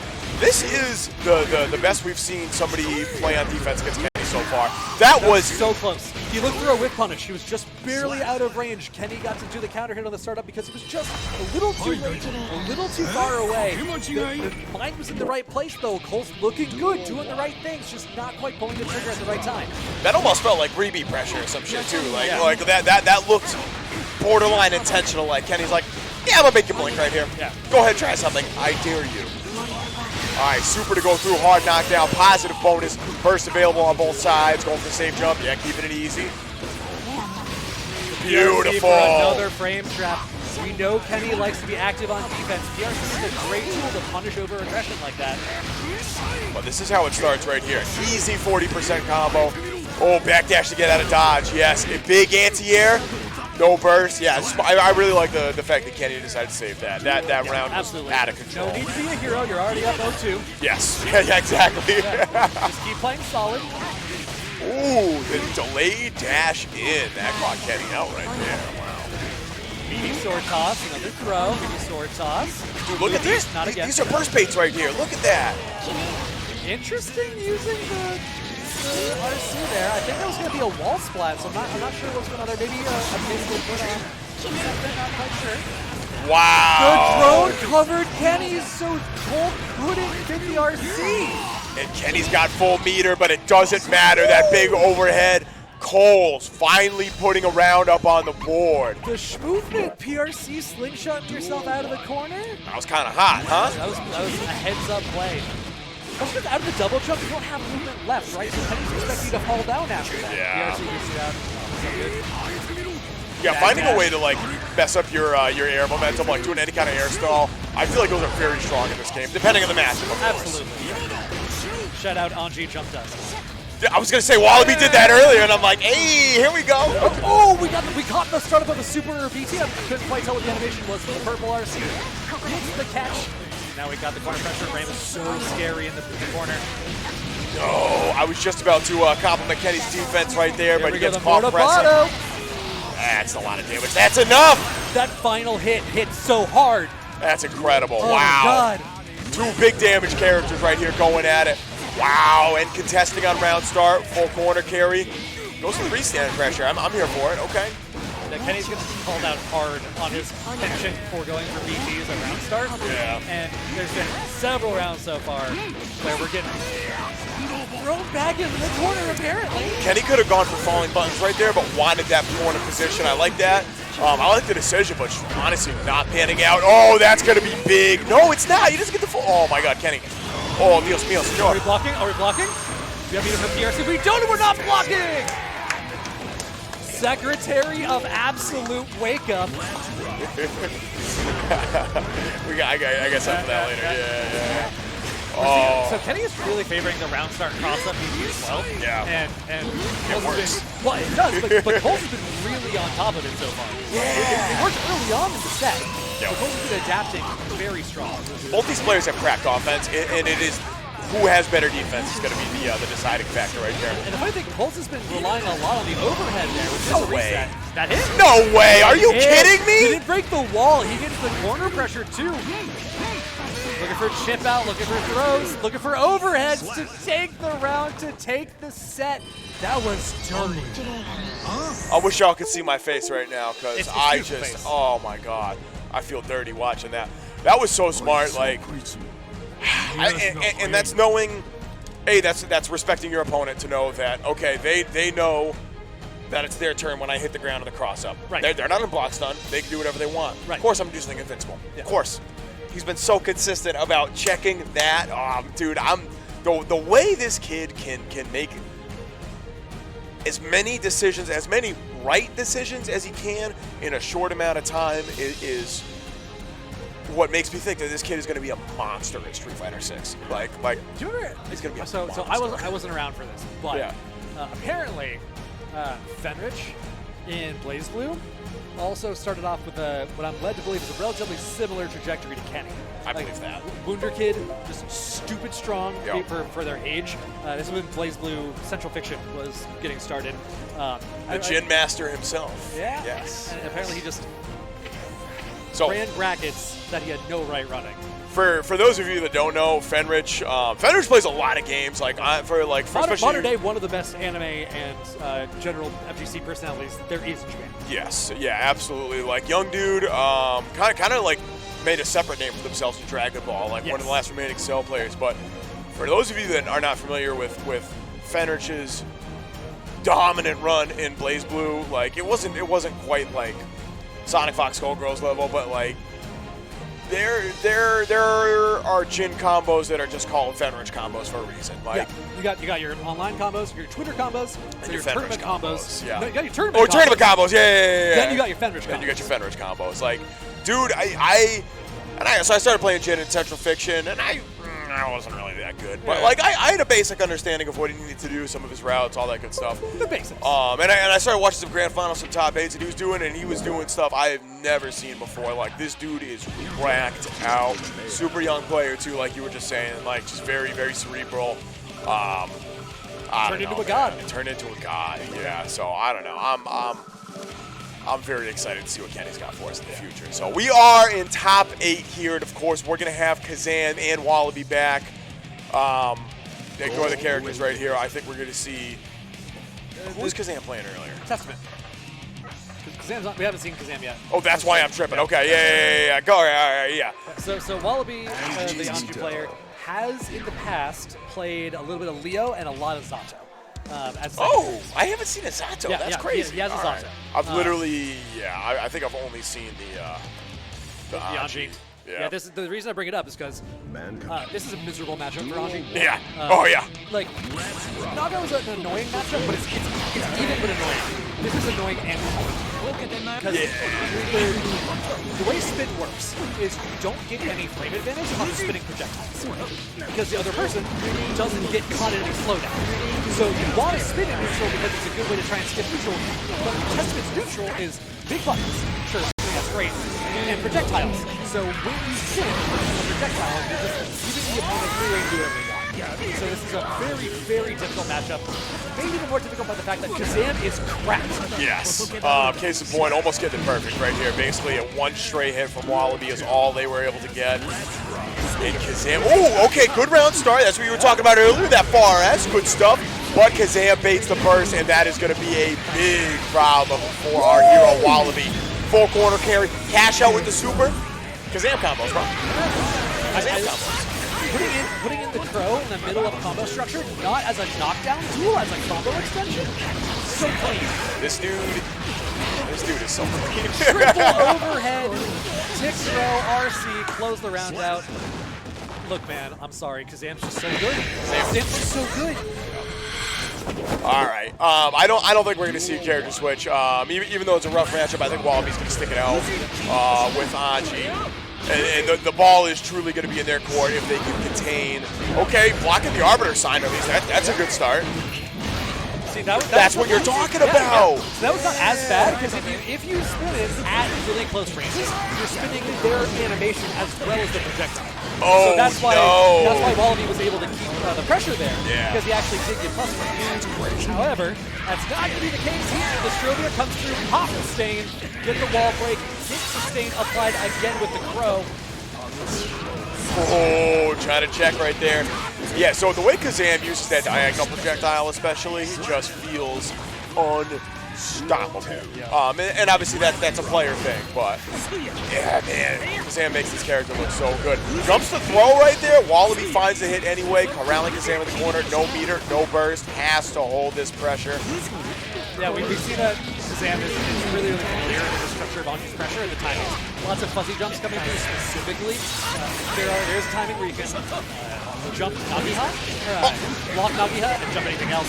First, I think that's the third or fourth burst move in the set.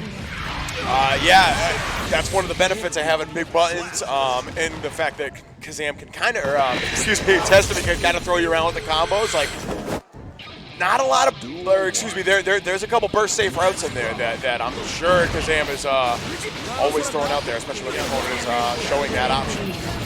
Yeah, Teleport. Oh my goodness. Good stuff. Gets the throw too. Okay. Yeah, when you're stuck in the spin animation, you can't react to the teleport in time. You can maybe tech a throw, and that's about it. Arbor Sign, Pop Sustain, double the OTG. Gets the next one. Nagiha is way to approach, but the throw punishes the speed recovery. All right, Sam's got meter here. This is going to be very hard for Wallaby to find their way out. Look at that wrist getting cranked. Starting to come down. That's a party starter. Fusion on the follow-up. I was talking to him earlier today about using the 5H to extend the season. The combos there, but it doesn't quite convert all the way. Oh no, and that's going to do it. All right, Kazam. One away. Round. Is it 2 already? Oh my god, yo, I blinked. I didn't even see that second round, bro. That's crazy. Oh, caught the startup of the spin. That's going to be a good 30-40% off one interaction. Still bigger stride damage, but now Wallaby gets to run it. There's that fuzzy jump timing. And this is knowing the matchup, like you're talking about, like knows the spots to jump out, knows the spots to poke out, knows the spots to air throw out. Dude, this dude's ridiculous. I love the teleport as a way to base the burst. Teleport in as a quasi-tick throw. Kazam showed dominance in the matchup knowledge department, and again, double down on this. That is a horrendous matchup. Like, it is rough, but also Kazam just knew what to do at every stage.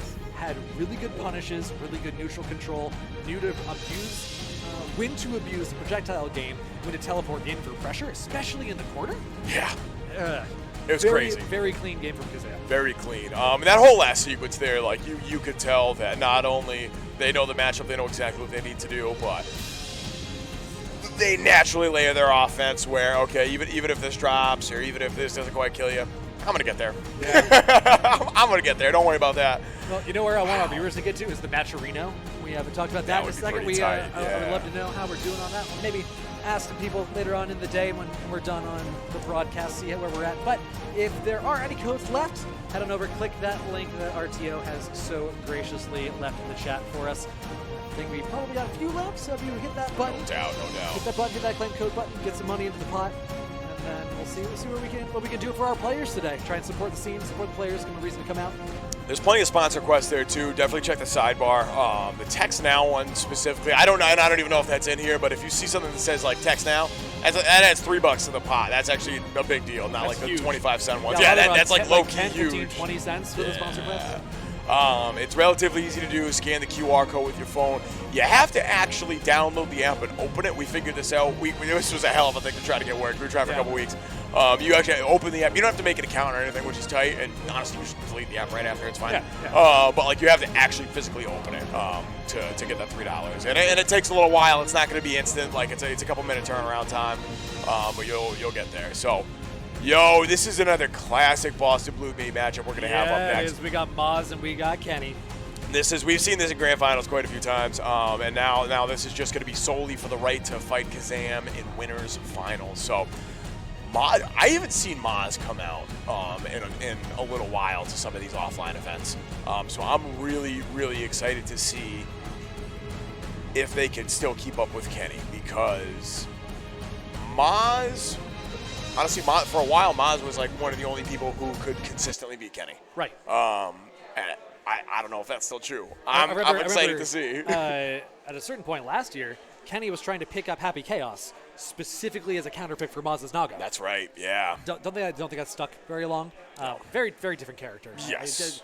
And Gold Lewis fits Kenny's playstyle so perfectly, and Kenny has fit his playstyle to Gold Lewis in converse. So I don't think a counterpick is really necessary. Yeah. I think Kenny's Gold Lewis can absolutely do it, and has done it in the past too. Absolutely, yeah. And Kenny's got like, I've seen Kenny play other characters. Like Kenny's got a chip they break out every once in a while. I didn't know that. That's how I met Kenny actually. This right. is hilarious. So this is back when I was playing chip. This is like season 1. I don't think there's any DLC out yet. Right. Friday night, come down, we're chilling. I'm playing a couple different games. Sit down for my first gear game, and this 12-year-old comes down, sits next to me, and I'm just going. I'm either about to smash you or get smashed. Yeah, that's literally what I thought to myself. Is I'm gonna win and not feel great, or I'm gonna get wiped. Final game, final round, I won. Mm-hmm. It was close. Mm-hmm. That's the last time I won. Let's be real. We came back, we played next week. He tried to break out Potemkin against me. He's breaking out Potemkin now. Potemkin. Is this memes? No, this is memes. Okay, yeah, we're memeing here. No, maybe we're not. Kenny. Young Kenneth. No, all right. Messing with this for a little bit. Okay. Ken Lewis Dickeny. So, I love how his title is the Secretary of Absolute Defense. Yep. Because I think the whole character is supposed to be making fun of America a little bit. Oh, no, of course. That's like, absolutely the case. Yeah. So he doesn't have defensive options, obviously. No defensive options. It's all offense. Yeah. It's a little Department of Defense joke right there. You love to see it. All right, here we go. This is quarterfinals, last round. That is not something he has represented in any of the games we've seen so far at round start. Kenny adapting already at maybe the second one of game one. 6H on the counter hit is such a big starter here. Can he get a kill off of this? Yeah, that's going to be close. Blood level just at 2. And the wall damage is going to do it. I thought it was enough, but not quite. Jumping with the JV. Chip is about to be a factor here. My goodness. 214H beating out the PRC. Just check. Not a true meaty. He's gonna make you be honest about it. You're trying to Fukio a little too many times, eat this elbow. Oh my god. All right, so you know how this round's gonna go? Oh no, maybe I'm wrong. I'm expecting a lot of back and forth. A lot of momentum here. Oh, another counter hit jumping. Oh no, he just little Mozz. He's just gotta hold this. Holding that FD2 almost at a meter. Risky's getting cranked too. Look at the chip damage, bro. Look at this chip damage. Finally got one, the 2K for the OTG. That was a perfect, wasn't it? Was there? It was close enough. It's a moral perfect. It was a moral perfect. That's what I want to hear. Yeah, absolutely. One over Kenny. Not again. Hey, 623H. That's the only thing I need on round start. My goodness. Okay. Nago Classico. That was a pretty good trade, actually. Pretty much anything else, you would have to eat that pressure. So, if you're Mozz, you're cool with that. Mozz is looking at Fukioing under the JD approach, as it looks like. That's an interesting one. The JD covers so much space. He's so active. I'm curious to see if that works. Counter hit on the Beyblade. Yeah, if you can get to that range where you think Kenny's just going to run in, yeah, let it rip. And that's like, what, the second or third counter hit 214H we've seen so far? The Beyblade? Yeah, working out pretty nicely here. Counter hit on the wake up with the meaty. I'm guessing there was a 2P there we didn't see. Yeah, right? Probably. All right, here we go. Mozz back on offense, trying to stop the Tims on him. Oh, okay. Beautiful active defense there from Mozz. 5H, command grab. Yeah, represent it. Meaty. You can't let yourself get very high blood in this matchup unless you're just like going for the pop setup. Otherwise, if you get level 3 blood, one touch is all they're going to do. And you like having your specials on deck is like kind of key. That's going to hit. Oh no. Okay, this is not even close enough to kill. But Mozz should be able to set up a little something here. We're going to see a little Fukio. Situation. There it is. And that's why. That's the risk right there. No, he got hit. As soon as Kenny saw that raw super, he's like, oh, that's the game we're playing? I can play that game. I'm very familiar with this game. I know what we do here. I know how this plays out. And here's that level 3 blood, like you said. Mozz backing off, spending the Fukio right there. Okay, he had landed a couple of hits, so blood's going to go down a little bit. And this is what you want to do. Just contain. Don't run in. Oh, no, but we're in. Ooh, 5K check. Offers a turn. Beyblade on the frame trap. Jump in. Goes for the low. Stare down. Who flinches? Bait in the burst, and that's going to do it. Wow, okay. Level 2 blood doing work there. Probably would not have been in range for the Fukio back follow-up to bait the burst. You can only do that with the extended range level 2. Heads up play coming out of Mozz. Yeah, and I mean, that's the mastery that we've kind of like come to expect from Mozz so far, right? Like, this dude knows how to play Nago. Oh, jumping it. Good stuff. All right, Kenny getting the back throw. Runs face first into that gold burst, though. That's going to be a little bit of a problem. First time we've seen the Gatling gun here. Okay. That's all right. There's that patch change. He's looking to hit Gold Lewis while the drone is out. If the drone is out and you hit Gold Lewis, the drone disappears. And we saw the trade work out in Mozz's favor doing that on like the falling S earlier, a couple rounds ago. Doesn't surprise me that he's going to continue to try it. And this is a much closer round right here. The chip damage is starting to get layered on. Has to spend some of this FD. Oh no, hard knockdown. Not going to be a ton of damage. That is pretty heavily scaled, but that is corner, 2 corner. Big whiff right there, no punish. Oh, the 2H on the counter hit. That's dead. That is dead. That Mozz. This is the lead right here. Mozz finally taking the lead. You saw Mozz back off a little bit there on the Oki situation. Didn't go for the double click, though, just the one. He knew that he wasn't going to be range for a meeting. Already represented the reversal of the wake up in that situation several times. Penny on the layer 2, didn't go for it. And now we see the back and forth you were looking for. Jumping right over. Yeah, good read from Kenny. Okay, you're trying to hit me in this? I got an answer for that. Don't sweat. Double cross up. Which way am I going? You can't see me. John Cena out here. Literally just about, yeah, thank you. 6H counter hit is enormous. First is still there. Save it though. No heroes today. This is what I came here to see. Back and forth. This is where we're at. That's how you know we're in top 8. We got the good games coming out. Command grab. Mozz is on fire right here. Do it again. Do it again. Uno Mozz. No, he's out of range. That's fine. Oh, he's trying to do it again. Oh, so smart. Yeah, good read there. The obvious answer would be the throw, so Kenny ready with the tech. Teching is so scary in this game. Ooh, overhead. Not represented so far. That's a new one. Building that meter. About to have meter for Kenny too. Doesn't matter. Watch your toes, kid. Optimal. Watch your step, kid. Come on. Got 2-1. Mozz taking the set lead right now. Looking to close it out. Kenny absolutely 31 around. We know he can do. We know he can do. Mozz is doing a good job of mixing up the options right here. Like that 2S is just a great spacing tool in general. Great button. Incredible. PRC your move. PRC your move. No. Could have been safe. He did not make it happen though. Still full meter. Do it again. Just do it again. You got meter, I got meter. You got reversals, I got reversals. Kenny's freaking giggling over in the corner right there. You can see him. Fun with it. Oh yeah. These two fight all the time. They know each other in front. Oh yeah, yeah, and this is just walk up slowly. Oh, yeah. They're both popping off. They're both popping off on that one. You did it again, bro. You thought? Nah. Oh my goodness. Big counter hit. This could be it right here for Kenny. Young Kenneth has entered the house. Here we go. Finally breaking that momentum from Mozz, putting a round up on the board. Blocking the 6P. That's the second time we've seen like Kenny block the 6P and get smoked by the follow-up. Yeah. Ooh, scary whip from the 2H right there. He's dancing on him. Front to back, Sukio.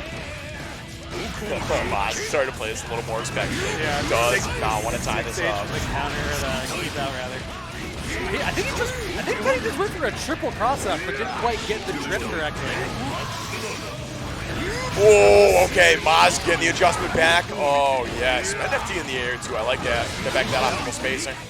I like Mozz's 2H use. Kenny has been really representing air approaches and escapes out of the corner. 2H representation, trying to keep him honest. You got to play his grounding game with me a little bit at least. At least until you can 2P. Kenny's, oh no, see, this is that spacing that Kenny's really been suffering at. I don't know if that's going to hit. No, blocked. blocked. Yeah, there it is. One more for Mozz. This is where Mozz has been getting like the most mileage from, where they hang out at that mid-range, blood level 2 and 3, and just contain Kenny in that corner. Right here, right, hanging out, right at this range. This is where Kenny is struggling the most at. This is what I'm talking about, yeah. Keep him in the corner until the coffin gets swinging. Now Mozz is swinging too. Again, Kenny hasn't really been able to whiff punish Mozz, so yeah, if you're Mozz, fill up the screen. Who cares? Absolutely. Can you pick this up? Absolutely we can. Oh, no! That's 3-1. Wow. That was a nuts round. Okay, so clearly they were wilding out a little bit there in the middle of it. Yes. Like, that's what we're here for, right? I get like, that's how Boston do. But that's fine. We're having some fun out here. Yeah. But outside of that, I like the point you were mentioning at the end there, where Mozz was really getting a lot of mileage out of the spacing game in the corner. You have to FD out Nago, otherwise he's going to get on top of you, mix you into oblivion with the bite, with the command throws. It's a lot to handle. Yeah. So You FD him out. He has to use his sword in order to get the blood down a little bit more. You can't live in blood level 3 against no, that's not sustainable, yeah. So using the swords, space out, makes a lot of sense. And you have to FD it, otherwise his blood level management is too efficient. Yes. And so that automatically spaces him back into that range you were talking about. Yep. So it's kind of, it's not really a checkmate, but it's close. Nago favored either way if you're not doing it very, very carefully. And Mozz did a good job of building that blood meter back up, too. We saw, like, every couple of hits, okay, blood meter's going down. We're getting to level 2, dangerously close to level 1. Beyblade. Yeah. Easy. I'm back in. You got to hold this whole flash. I'm plus. Don't worry about it. Or he gets a counter hit, and he wins. Like, very, very great game from both of them. I'm honestly impressed. They have a bunch of fun. They should both be proud of their play. Like their winners finals for Mozz here going to be losers semis, I believe, for Kenny down at the lower side of the bracket. The learners bracket, the Shane bracket. Many names for it. Oh man, yeah. I was watching one of them. It was just heaven bracket and hell bracket. That is my favorite phrase. Hell yeah, dude. I love that one. Hell yeah. That's that Guilty Gear branding consistency that we as a scene need to embrace. And that was like low key. I remember for the promotional stuff when this game was coming out, and people were like, "It doesn't look like Guilty Gear." The one thing I was like, "Nah, they got to keep that," was the Heaven or Hell intro. I remember seeing that in the first beta and going, right. Yeah, that's sick. No, that fits the aesthetic. This is Guilty Gear. I'm here for it. All right, winners, finals. Here we got Mozz. We got Kazam. Mozz coming off of a win immediately before this. Kazam coming off of several of them. And this matchup is a testament there. And also, at least in my opinion, people who are better than me may have other views on it, but I really, really favor Testament in this matchup. Unless Nago can find a way to wild out. Yeah, I mean, Mozz is sick. There's no question about that. We'll see if they can keep up with Kazam's Testament madness right here. Doing a pretty good job so far. Baiting the burst right there. Hell yeah, that's what I'm talking about. Kazam knew that was big damage. Didn't want to deal with it. Oh, another one. Oh, that's going to connect. Oh, no. Is that dead? Not no, quite. Goes that might be, though. That's dead, absolutely. I love the heads-up play, applying the crow, get that state going, makes the combo extensions just a little bit easier. And Mozz not really risking it and spending a reckless burst there, too. Going in for this next game. We'll see. I wouldn't be surprised if you see a gold burst at some point just to get off me, too. But Mozz has been so effective at using that Beyblade to get out of trouble. The encounter hit half to burst that might have been death. You're at level 3. Really afraid of that Testament damage in the corner. We're using Fukio to avoid the bird there, too. Oh, no. 2 in a row? Do I have 3? Yo! Oh, this is so hard. This is basically checkmate for Nago. Can't Fukio win when you get that high of blood. You're going to pop, and Testament has so many tools to keep you at that range. Yep. That's the awareness from Kazam. Kazam knows the win condition for everybody. He's put the work in. You got to summon that XE Beast. And we can also see so far, Kazam has been very willing to check Fukio forward with either 2K or 5K. And you need to. That is an essential part of any matchup with Nago, right? Like, if you let him get away with it, they are going to style on you. You are going to die. Low profile in the 2H right there. Yeah, that's a possibility. Full corner carry off this bad boy right here. And look at that damage. Are we going through the wall? Yes, we are. Positive bonus, getting all that meter back. How many characters can hit Nago for 60%? Not a lot. How about level 3? A couple. Oh, all right. Damn, you right, though. You right. Crow on crow. Arbiter sign going low. Crow into low. Crow into low. Wasn't ready for that one. Good stuff. Crow in the low. Here we go. Oh, overhead. No. And that landed because Kazam has already represented single overhead into low. Yes. And he's represented triple overhead. Now going for the double means every time Kazam jumps in, you're guessing. You're guessing yeah, absolutely. You might be able to fuzzy it, I'm not sure, but it feels at least like a guess. And if you know how to fuzzy it, like, you would have done it already. Yeah. You know, like, yeah, it's not very bad. Exhibition to clock again. Arbiter sign. Oh, no. Especially with state, that is so hard to deal with. Oh, my God. This is a SmackDown right now, bro. You weren't kidding. This matchup looks bad. This matchup is hard. It's not impossible, but it is hard. You have to get in immediately. And Kazam has been very conservative at round start every single round, saying, if you want to go ahead and do Nago things, that's fine. I'm not going to get hit by them. Yes. And then I'm going to win out because you've had to spend blood on high-risk, high-reward things at round start. That's going right up. Yeah. Triple overhead hits on number 2. Jesus. Jesus. 6P, that 6P, I feel like we haven't seen a lot of that 6P. That button is a hard thing to deal with. Arbiter sign gets the conversion. Another one, okay. Arbiter sign. Dude, how? This is incredible. Get mileage. I have never seen somebody throw that many Arbiter signs out outside of like floor level 3 and it worked. Like this is actually very impressive for Kazam right here. Kazam is 1 away from Grant. Yeah, on winner's side already. I don't think Mozz has taken a round yet so far. Kazam, go for BostonBlueBeat, 100%, any percent speed run. Absolutely. That's right, 100%, Not 100%. I was going to say. 100% domination, 0% loss. That's what I'm talking about. There we go. Yeah, we got there. Oh my goodness. Mozz is in. Starting to get something going here.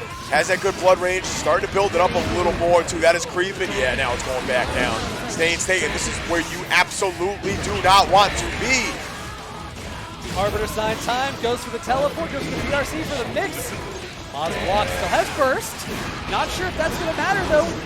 Kazam doesn't want you in range for burst to start with. Another teleport. Another teleport. Finally. This man's everywhere. Doesn't bait the burst, gets it back, and that's going to do it. No. Oh, you threw him too? It's the safest option. You can't bait. You don't need to bait a burst when you're just walking up and throw. The blood pop is still ticking down. Got plenty of time. And also the throw keeps the blood pop draining you throughout the entire animation perfectly safely. Right call. And I can say that for everything Kazam did the whole set. Yes. He made the right call. He just made the right call. So, and if you're watching at home, that's an important part of getting good at fighting games. If that's something you want to do, just make the right calls. Just do it. Do it. Just do that. Just play the game better. Just don't get hit, and you'll win the game. Well, you have to hit them first. You have to. That's right. I'm sorry. You have to hit them first. That's right. I forgot to leave. I left that essential bit of information out. They call me the John Madden of Guilty Gear. Like I don't know what to tell you. Oh my goodness! It's funny you say that because like one of my favorite jokes is like commentators are all frauds. Oh yes. Like we talk real good. Oh yeah. None of us know what we're talking about. We talk good enough, but put us in game. Like half of us are decent, and then half of us are me. I make it out of pool sometimes. Not all the time, but sometimes I do okay. I respect that. Not in this game. I'm awful in this game. I am legitimately terrible in this game. Yeah, you talk real good game. But I talk a good game. I try to. Game talk good. Yeah, exactly. Killing it. That's about where my talents end, unfortunately. But you know where Kazam's talents end? In grand finals. I would say they exceed and grand with him finals. in grand finals. Okay, all right, there we go. Yeah. The word usually didn't quite line up the way I was hoping. Man, it looks like losers still got a little catching up to do. Let's do a quick bracket overview. Let's see who's left. So obviously we got Kazam sitting hot in winners finals, Mozz waiting in losers finals. Kenny and Wallaby both sitting on opposite sides of losers quarters right here. Yep. Winters waiting on the winter. Winter's waiting on the winner, excuse me. Origami and Nushinator. Origami and Nushinator.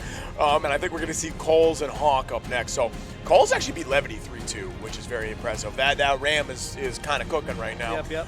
And Honk looks like beat Mayab 3-0. Oh, my goodness. All right. Honk was on the Eno. That's right. We got Eno versus Ram.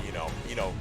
Oh, so Coles is going to move on. Is that what you're telling me? I'm not going to call it. That could go either way. It could go either way. Because, like, Eno is a character you can't count out unless you're against Happy Chaos, right? Yes. Like, Eno can always put you in the blender. Yep. Always say, you got to hold this guess. And you can't guess right every time. Yes. So, that's impossible. Inevitably, if Eno can get in, something's going to happen. Whether it's good for you or bad for you, something's going to happen, but something's going to happen. Something's going to happen. So it's hard to ever fully discount Eno. Yeah. That said, that's a rough matchup. Ramathal is a very strong character within the game of Guilty Gear Strive. Yes.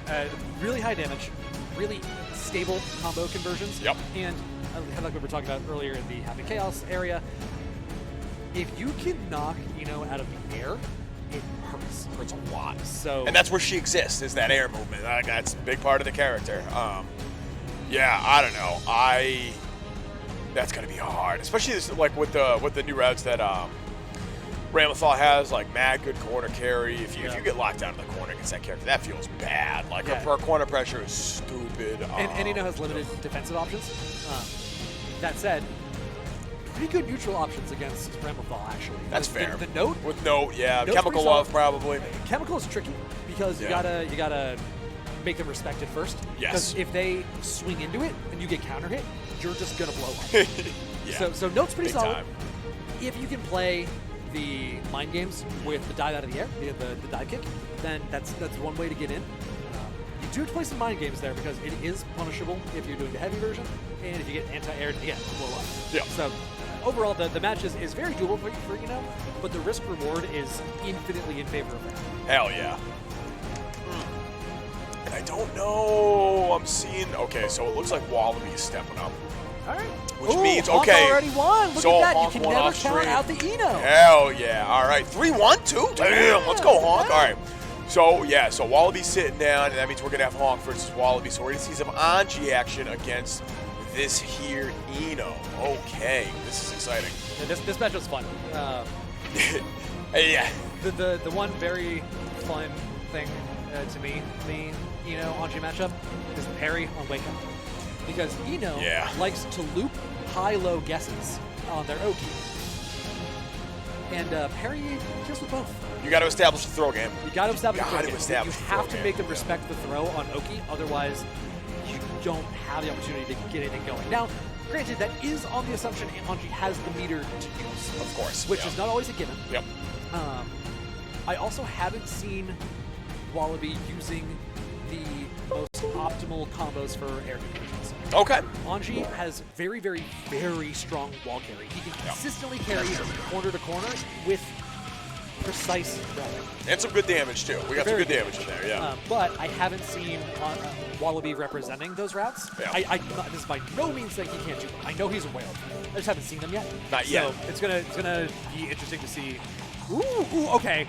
Let's judge them on their music. Oh my God! Oh, Alone Infection. Okay, that's top tier. I can respect that. That's top tier. That's actually, I would say, top 3 favorite tracks for me. Oh, yeah? The first one. So when they released the base cast, or before the game even came out, and they were releasing something like the OSTs, that was my favorite of the original. All right. What are the other two in the top 3? Millia's theme. Banger. Absolute banger. Banger. And I'm gonna get a lot of flack for this. I don't care how overplayed it is. Smell of the game rips. So good. So good. I know that's top 3 though, because there's so many good ones. We'll have like a friggin' podcast about this where we break everything down. OST has many bangers as the bracket. Yeah, exactly. First into the corner. Get the pressure for Anji. Facing out with 2S. Keeping the pressure with the Roman cancel.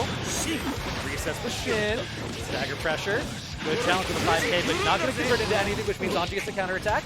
I love the shimmy right there. Trying to make your opponent blink a little bit. Try to get something going. Overhead connects. You're looking for the burst right here? No, doesn't spend it. I like this. I like saving the burst. Absolutely. Real. Yeah. Die a hero, live long enough to see the villain. Eno's the villain. Just makes sense. It just makes sense. Yeah. You're so right, though. Like, I love story mode. Someone included a fighting game in my anime season. So. Yeah, right? Oh, my gosh. Yeah, that's what I love about Dice K. Every time he releases a metal album, he gives us a fighting game, too. It's so kind of him. What a kind dude. Yeah. Incredible. Oh, my God. Great. So we've seen that a couple times from Honk. Using that, I think it's 2H. Is that the guitar stuff? Guitar slam, yeah. Mad good whip punishing with that. Like, I've been very impressed by this space. Like, that's a problem. That's the downside about that 6P. Yeah, you're going to lose the spin. Yep. Very, very quick round from Wallaby. This is another matchup, so especially day 1, we had a couple of Enos floating around. Shout out to my boy Gorgovich, by the way, showing up with the Milia and Eno, respectively. So Wallaby knows. Wallaby knows this matchup. This is not a surprise. This is not. First has to get spent. Okay, so going for the note when you were a little too high in the air, Wallaby correctly identifies this run at him, get on it in time. The spacing and the control of the note wasn't quite there. Gets onto the opening. My goodness, look at this damage. And that's it. Another quick round. Please block. Please block on Wake Up. Please block. And that's the adjustment. Oh my God, 5K conversion. IBFD on block, that's perfect. It's such a good answer to the structure Anji wants to present on offense. Oh, I love the thought right there, but just ripped it again. Yep. Just ripped it again. Oh, here we go, Vortex time. Backdash is a decent answer, but able to make something happen from it? Bait it! Oh no, not able to get the punish. Still gets a counter hit, hard knockdown. just not able to do anything off these hits, though. Honk, you got to make this happen, bro. Needs one more. But the pressure is coming from Wallaby. Catches the backdash with the Rin. This is how it Rage. starts. Got the bombos. I love that route. It's so fun to watch. Had to spend the burst right there. That's the game, and there it is, right Finds there. him on the falling JS. Again, like you were talking about, that aerial movement alteration with the JD makes the timing a little tricky. Yeah. So remember when we were seeing Wallaby versus Kazam? And Kazam going all the counterplay just right? Yeah. That is Honk not showing quite the same. No, not quite. And that's hard. Like, this is not a very well-represented character, so if you don't play Wallaby a lot, then you have a bad time. Wallaby's knowledge checks are, if you're not answering them, really challenging. Oh, yeah. If you don't know the knowledge checks on being falls apart, not falls apart, but it's pretty easy to counterplay. But if you don't know them, you will get mauled. Dealing with spin initially is the worst feeling. Spin it, yeah, exactly. Spin and fusion resets, because you're like, they told me this character was low tier. I just lost half my life, bro. I just got hit 3 times. Ooh, found the JS falling. Roman canceling it for a conversion, didn't go for the low after falling JS from last time. That brings Wallaby to 1 away from a 3-0. Yeah, this is looking mighty dominant right here. I get the sense Wallaby did not take too kindly to getting sent to lose his first round of top 8. They are looking to make a run right here. Oh, okay. Yeah, not the end of the world. Well, I mean, it's the Boston reset. Yeah, exactly. Oh, whiffing the throw. Okay, Honk trying to get something going right here, but just missed the timing. Needs to spend the burst right there. Gets the overhead, no setup. Hits meaty. 2P, the Kenny Classic means Wallaby moving on 3-0 into loser semis. Going to be going up against Kenny or Nushinator or Winters. Those are the 3 we got left on the top side of losers. I want to see. Sorry, the top half of the hell bracket. True. So it looks like. Okay, so Nushinator and Winters are playing off stream right now, and I'm going to try to narrate it from here. Counter hit Fafner. Somebody just stood right in my way. I'm giving up. That's it. Oh, no, they're moving. Here we go. How inconsiderate of them to not let you see through half the venue. Yeah, from half the. Yeah, exactly. All right. Winters gets some corner pressure going right here with the Axel. I cannot see what move she's doing because Nushinator's right in the way, but Winters is even out this life lead right here. Command grab connects. Oh, FT, and this is full screen. Nushinator is just struggling to get in right now. Oh, command grab again. And we got the metered combo, the time stop. This is going to wall break, I think. I think that might be enough. I can't see a thing. I'm really loving this solo. Oh, I got your back, brother. I got your back. Yeah, there it is. All right, Winters is able to close out another round. That's not the game, and I have no idea what the set count is right now. Round starts 6-8. That's what you like to see from Soul players right there. Oh, yeah. But, oh, my God, dude. Winters is smoking Nushinator with these command grabs right here. Like, this is aggressive. That was like, I just stood up, and that's like the 4th line I've seen. Nushinator on Soul. Yeah, still on Soul. Axel still? Yep. Right on. All right, Nushinator's starting to get some offense going right here. Oh, once again, 2K, 2D. Like, Winters is still really on point using that fast Axel. I believe 5K is Axel's fastest button, I think. Other than that, or 2P.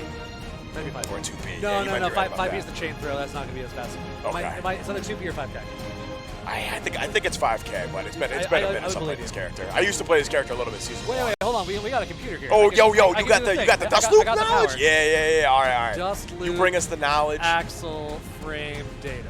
Dude, this round is close. God, I love Command grab hits again. And that's gonna kill time stop combo.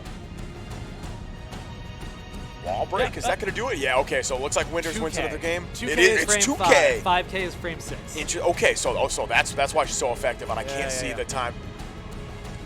Fantas, what's the set count for Nushinator and then Winters? We're getting the knowledge right here. No, they're playing. He's walking away. He didn't hear what I'm saying. They just no. How could you let us down like this? It's all right. Oh, all right. I just can't see from here. Sorry. Oh, my God. Going for it. So, yeah, Nushinator. Oh, big counter hit here. Jesus. Oh, we got the dust loop combos. Clean hit DP. Oh, Nushinator's looking kind of clean right now. Soul dust loops are so fun to watch. They're so sick. Put you in the bounce house. They're so sick, especially when he was like not good in the other games too. And you saw someone like Deb like just cooking. Yo, plus our Sidewinder combos. Those were sick. Those are sick. Watching what Sage Am stream, anytime he plays plus R, it was like my favorite thing. Well, he said that's the reason he picked up the characters, because he saw someone do Sidewinder loops and was like, damn, that's awesome. He also that's tried Order Soul and was like, nah, I'm going to go back to regular Soul. That's my boy. Same, brothers. Yeah. Order I Soul. don't play much plus R, but when I do, it's Anji Biken or Order Soul. Hell yeah. But I mash my little heart out. I don't have a clue what I'm doing. But I just want to do mash hard. gunplays all the time. Yeah. And be plus and just, that's all I want. I want to do like a Dragon Ball Z power up in people's face with charge. Hell yeah, dude. I took one look at that. I'm like, hold up. So he can make any button plus? That's crazy. That sounds like my character. You get to be anything plus and also yell like Vegeta? Yeah. While looking like Guilty Gear? That's all I need. It's like the perfect package. Yeah. That's everything I've actually wanted in a fighting game. And it looks like Winters wins another round here. I still cannot tell what the round count is. We'll get there. We'll get there. No, Wheel, well, I need you to find out where the Winters Nushinator set count's at. I'm keeping the people informed. I'm trying to. I'm not doing a very good job. We got Air Traffic Director Lennox on the job. Oh God, you don't want to put me in charge of air traffic control, bro. That What would are be. you doing now? What are you talking about? Actually, low key, that would be great because. I guess so. It'd be great because, like, as commentators, also as frauds, we love the sound of our own voices. So if air traffic control just gets to, like, hear yourself all day. That's true. Those cats get breaks every 2 hours too, because they do not want them crashing Better planes. working conditions than we do. That's what I'm saying. Yeah. Damn. I know we're. Man, I'm totally off the rails today. You guys had unhinged laser just. Hey, listen, I have that effect on people. You really do.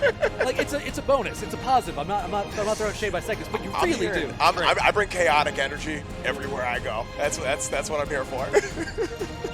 We're having too much fun today. I love it. I think we're seeing Winters has won at least 2 games that I've seen so far. I think Winters won. I think that was it. All right. Okay, so we're gonna have Winters versus Kenny right here, and this is another matchup. How many friggin' times have we seen this, bro? Like, we've seen these two play quite a bit. This used to be like Gold Loose's worst matchup. Yeah, because you could just hit 5 before Happy Chaos existed. Before Happy Chaos existed. I don't know how that's evolved in the patches because not a lot of people play Axel anymore. That's what, honestly, that's one of the reasons I love watching Winners. Winners has pretty sick Axel. They're pretty cool. They're pretty good. Actually, what was the score? Hey, good work. All right. Good work. So Winners got it 3-0. Also, hey, I'm Alex, the Laser Magician. Good to meet you. Woo! I'm the other Anji that isn't the good one. Yeah. Wait, hold on. Oh, yeah. Get the headset on. All right. So backstory here, me and Kenny used to go pretty even before the drone buff. After drone got buffed, I haven't taken a game.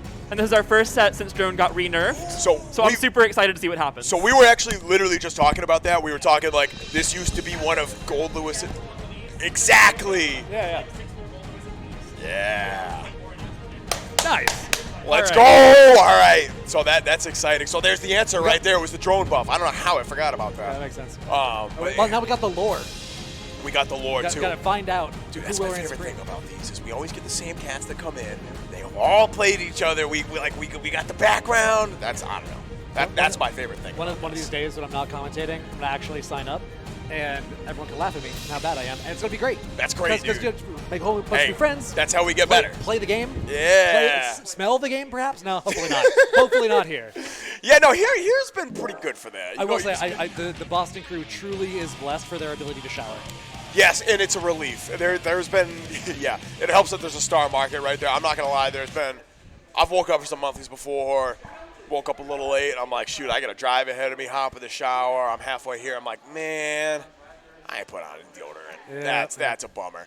Thank God for Star Market because I just pop in there, get a little travel size. Not sponsored, not yet. Star Market. Not yet. Hit us up for real because y'all. I feel like y'all have been sustaining us for a while now. Anyway, God tier said because every time that's happened more than once, and every time I'm like, I'm not being that guy. I can't let that happen. That's not gonna happen. All right, so we're seeing in this match who is gonna have the right to go up against Wallaby in losers semis. Kenny Winters. We heard a little bit of the lore there. We got Gold Lewis. We got Axel. I actually don't know how this matchup plays out either. I do think the drone nerf is a big deal. Yes. Like having something you can follow and just like skedaddle, skedoodle, I control neutral is real strong if you're a big body like Gold Lewis. Yeah, absolutely. Especially in a matchup where they're wanting to keep you out, which is every matchup, but one where they can keep you out because they're Axel. Yes. So I'm excited to see two competent players go at it after these changes. Yeah, I can't wait. Round start's going to be huge. That's what you want to see. Yeah, absolutely. Backdash is exactly what I expect. Obviously, Axel's going to be defensive round start, otherwise Gold Lewis just kind of maul you. And it turns out Gold Lewis is kind of mauling Winters right now anyway, trying to FD them out. Oh, no. Okay, that's going to hurt, yeah. So low health Axel, like, does not take a lot of hits. Trade. 6P. That's so smart. The 5P from Axel on the post-wall break situation, really going to try to establish space immediately.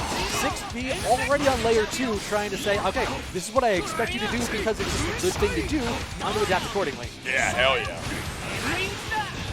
One thing I like seeing winners do too, even if it doesn't always hit, is making sure they're representing that 6K. Yep. Such an effective anti-air, preemptive anti-air. There's the 5P checking the jump, and there's the 6K again. Kenny able to capitalize that time, and the raw super is going to connect. Absolutely. Get your ass back there, full screen. We haven't seen any command grabs yet. Oh, the trade? Kenny has the call. That is a rough situation to try and Abari in. I appreciate that. And that's dead, just like that. Wow, Kenny immediately going up a game. That was quick.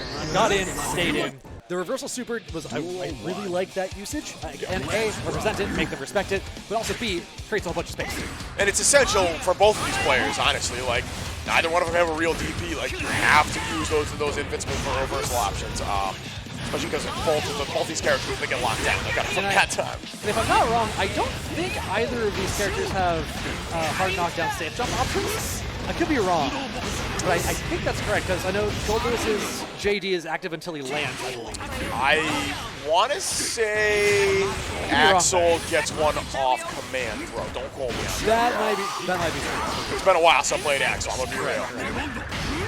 Double overhead. Kenny's being so patient dealing with these red sends. Like, honestly, very reactive play right here. I am loving this so far. Overhead, yeah. He's 86K, really, really active. Going at it again. Backdash, creating space. This is important. So far by now, Kenny would have gotten in. Winters playing the spacing game very well here. He's playing it patient too, like I said, very reactively, just trying not to overcommit in anything. Throw. Yeah, that's that matchup knowledge. That's that matchup knowledge. Absolutely. And this is looking bad for Winters right here. Takes the hit. We're going through the wall. Okay. Interesting frame kill. Another one. That might be dead. Just maybe. That's dead. That's dead, yeah. Wow. I like the way Kenny went for the drone reset instead of making the wall break. Again, we talked about it before. You don't want to break wall against Axel unless you have to. It resets them back to where they exactly want to be. Keep the pressure instead in the corner. It's really heads-up play. Really shows that he's got his game plan set. Coming up with a game plan is important. A lot of people can just come up and hit the buttons, hope they hit the right buttons, but having a strategy is really, really important. Kind of essential, honestly, especially in this matchup. Especially in top 5, top 4. Yeah, and you don't want to just run forward into Axel with DS, you know what I mean? Command grab finally connecting here for Winters, gets the side switch off it. That's what I want to see. Oh, yeah, so Kenny's starting to catch on to like some of these preemptive 6Ks. Yeah. And if you're Winters, it might almost be time to start switching that up. Because Kenny has got the read. This is set point. It is. If you're gonna switch it up, you gotta do it quick. Yeah, now is the time. Once again. Delayed JD knows that Winters has been going for the backdash on the round start, finds a way around that. And he's been getting some mileage from JD. A couple big counter hits here and there. Overhead connecting. Another big one. Oh, that's trouble. Cash out with a super. That's dead. That's dead. Are you kidding me? That's that damage. That is so much. That's Kenny. That's your semis going up against Wallaby. So this is like, I gotta peep this bracket real quick. Yeah, so I want to see Kenny's path right here. So Nushinator, Coles. Okay, so basically starting at top 8. This. Yeah, let's get Jackie in here. What up? All right, so I only have a few words. So I was watching that match the whole time, and the only word I could say in reaction to all that damage and the fact that that killed was, what? Yep, that's correct. It's that low axle health, bro. Barely has more health than Chip and Millie. Yeah, it's crazy, bro. It's crazy. Thank you, brother. Buddy. Appreciate it. Yo, my man Jackie Sparkles in the house. Yeah, A one local of our Taker bracket player. runners. It's what? One of our bracket runners. Oh, right? and one of our bracket runners. Yeah. Essential to what we do here. Yeah, oh my God, for sure. And I'm more commonly known as our local Taker main. We're probably gonna see him on stream later for Blaze Blue, and I can't wait, dude. Watching Jackie, I think I got to do Blaze Blue last month. My dude was cooking last month. My dude was cooking. It's one of these deals like Taker's got some bad matchups, like straight bad matchups in that game. So watching that man try to navigate neutral, especially chain some rounds together, that is the most fun thing, dude. It's so hype. It's kind of a shame Taker has so many bad matchups because that magnetism mechanic is so cool. It's so cool. It's such a unique way to give a character some personality. And that's why I love Blaze Blue. Every character has that. The character variety in that game, there's literally something for everybody, and I love that. Except like, Ragnar Jin, otherwise. Jin's got some unique stuff. He's got the ice. Yeah, He's got the ice. Jin, unique the way Sol and Kai are unique. Jin might be my favorite character in that game, like low-key. And that's, like we were talking about, that's due to Fenrich. Like, I'm going to be real, that's Fenrich. I tried playing Blaze Blue for like a day, and I was like, oh, I found my character. Lychee is sick. Lychee is so sick, and then I was like, I cannot play Lychee. I am not that god of a gamer. That's how I feel about Jin, honestly. You know who is a god gamer? These two. Already getting Wallaby in the corner. Ooh, drops the combo. Wallaby did a great job finding the opportunity to get the 2S. Yo, the super's so strong it broke the It music. looked like he was blocking. I did too. That was crazy. So talk to me about this matchup a little bit. From an Anji perspective, I could see how this one might be a little on the volatile side. It's fine. It's not bad. It's not great. It's again, pretty even? Annoying but even. Okay. Like, you have the tools to handle Gold Lewis, but you have to be very proactive and you have to get the right reads. Whereas Gold Lewis can just run his game plan, right? Gold Lewis is great because, this song's a banger. Gold Lewis gets to play Gold Lewis. Yeah. That's just how Gold Lewis goes. But Anji has to. We got some, I think we're having some issues here. Technical problems. Oh no, is this we got some missing buttons here? What's good? No, we good. All right. We'll figure it out. All right, we'll see. We'll see if they kick it back to character select, if they let it rock. Players are trying to decide right now. In the meantime, while we wait, so top 8 especially, Kenny basically gets to make the run of all the cats who have kind of given him trouble over his growth. So obviously lost to Mozz. That's the classic matchup. Winters gave us the lore on that. And he's been out there. Oh no! That's why the matchup is okay. If you get spin a BT, suddenly the entire round is in your favor. That's what I was thinking. If you get BT, that's in big trouble. Next, here we go. And Wallaby's always been one of those strong players on this scene too that Kenny's always had to kind of contend with. Beautiful PRCs. Wow. Okay. Oh, that didn't kill? Anji, no! Oh. All right. Watch your feet. Watch your feet. It worked out. But so that's kind of the thing, right? Is you have to get a right read, but if you do, your game plan is totally fine against Gold Lewis. Yeah. And just Gold Lewis is still doing Gold Lewis things, so that's gonna be hard. Oh my goodness! Yeah, run up throw. Great adaptation from Kenny, already throwing a lot of the throws out there. It's a really good answer to Anji. Most of what he does is respondable by throw. Did you see that 2P? That fuzzy 2P, bro? That shit was wild. First? Baited! That's what I'm talking about. Wallaby waited too. Wallaby recognized the jump, thought he had the timing. Nah. Nah. Kenny throw the whole bracket has been representing the jump cancel burst bait over and over. Wallaby said, okay, I know that's part of your game plan. I'll delay it. Kenny kept blocking. That's so smart. This kid knows, dude. This kid knows. Wall break, positive bonus, security level 2. That's going to be building up mighty quick, but Wallaby is not phased, mashing immediately, gets anti-air. Yeah, that's it. Yeah, Wallaby not even risking the burst that time. Yeah. Koa neutral is the fastest way to lose a round. Kenny taking advantage of it immediately. There's that cross-up BT. He loves that round start. It's getting so much work for him in the bracket so far.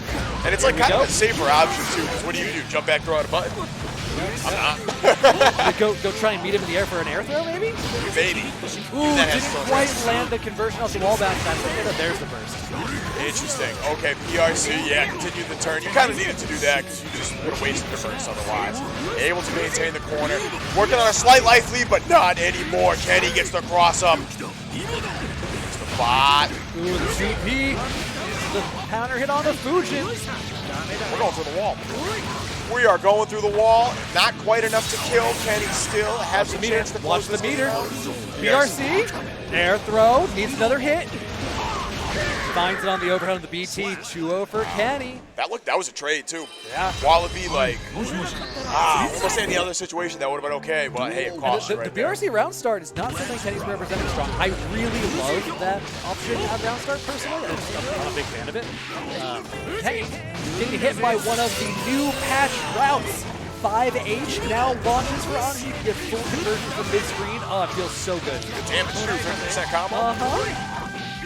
Same thing again. Oh, he's going for a bait on the burst, but doesn't need to find it. Oh, didn't land a super yet. One more hit. That's okay.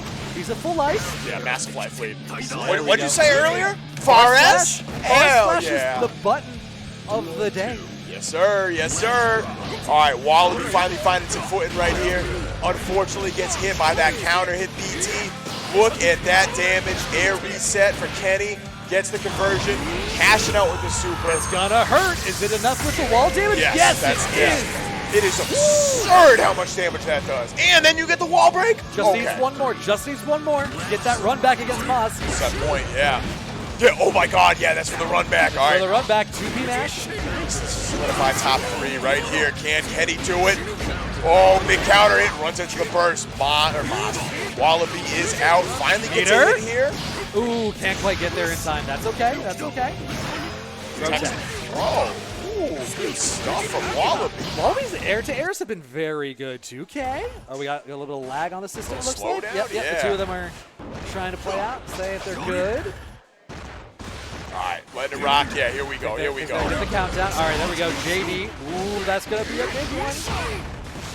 Not quite enough damage. Resets with the drone. Goes low. No. That's a counter hit. Has the meter for it. If he can get to the corner, this could probably kill if he gets that damage out. Not quite. Just a sliver. That's that American guts. Yeah, if he had super, that would have been a different story. Oh my god, good block from Wallaby. Gold burst. Look for a counter. And that's Kenny. Looked for a burst bait, didn't even need to, didn't even have it, just goes for the jump cancel, lands with a button, takes the set, takes the bracket position into losers finals against Mozz for the run back. So since dropping to losers, Kenny has not dropped a game. Just throw that out there. That's frightening. Not dropped a game. And the way this kid works too, there is a very good chance that we're going to see a much closer game against Mozz. Mozz looked really good. That's the problem. Mozz looked really good in that first round of top 8. And does know how to play around Gold Lewis. Obviously got the buttons, got the character knowledge for it. Yep. So I still has a good chance. You can't count either one of these players out, but the ball is really going to be in Kenny's court to make something happen. So last time they fought in the top half of the bracket, up on the Heaven side, I'm running with that. I love it, dude. I'm here for it. We were talking at the end about how Mozz was getting a lot of mileage out of playing the spacing game in corner pressure. He was pretty good at navigating neutral to establish pressure in the corner, but it was really once he was in the corner and Kenny had to follow his defense to get rid of the threat of the strike throw.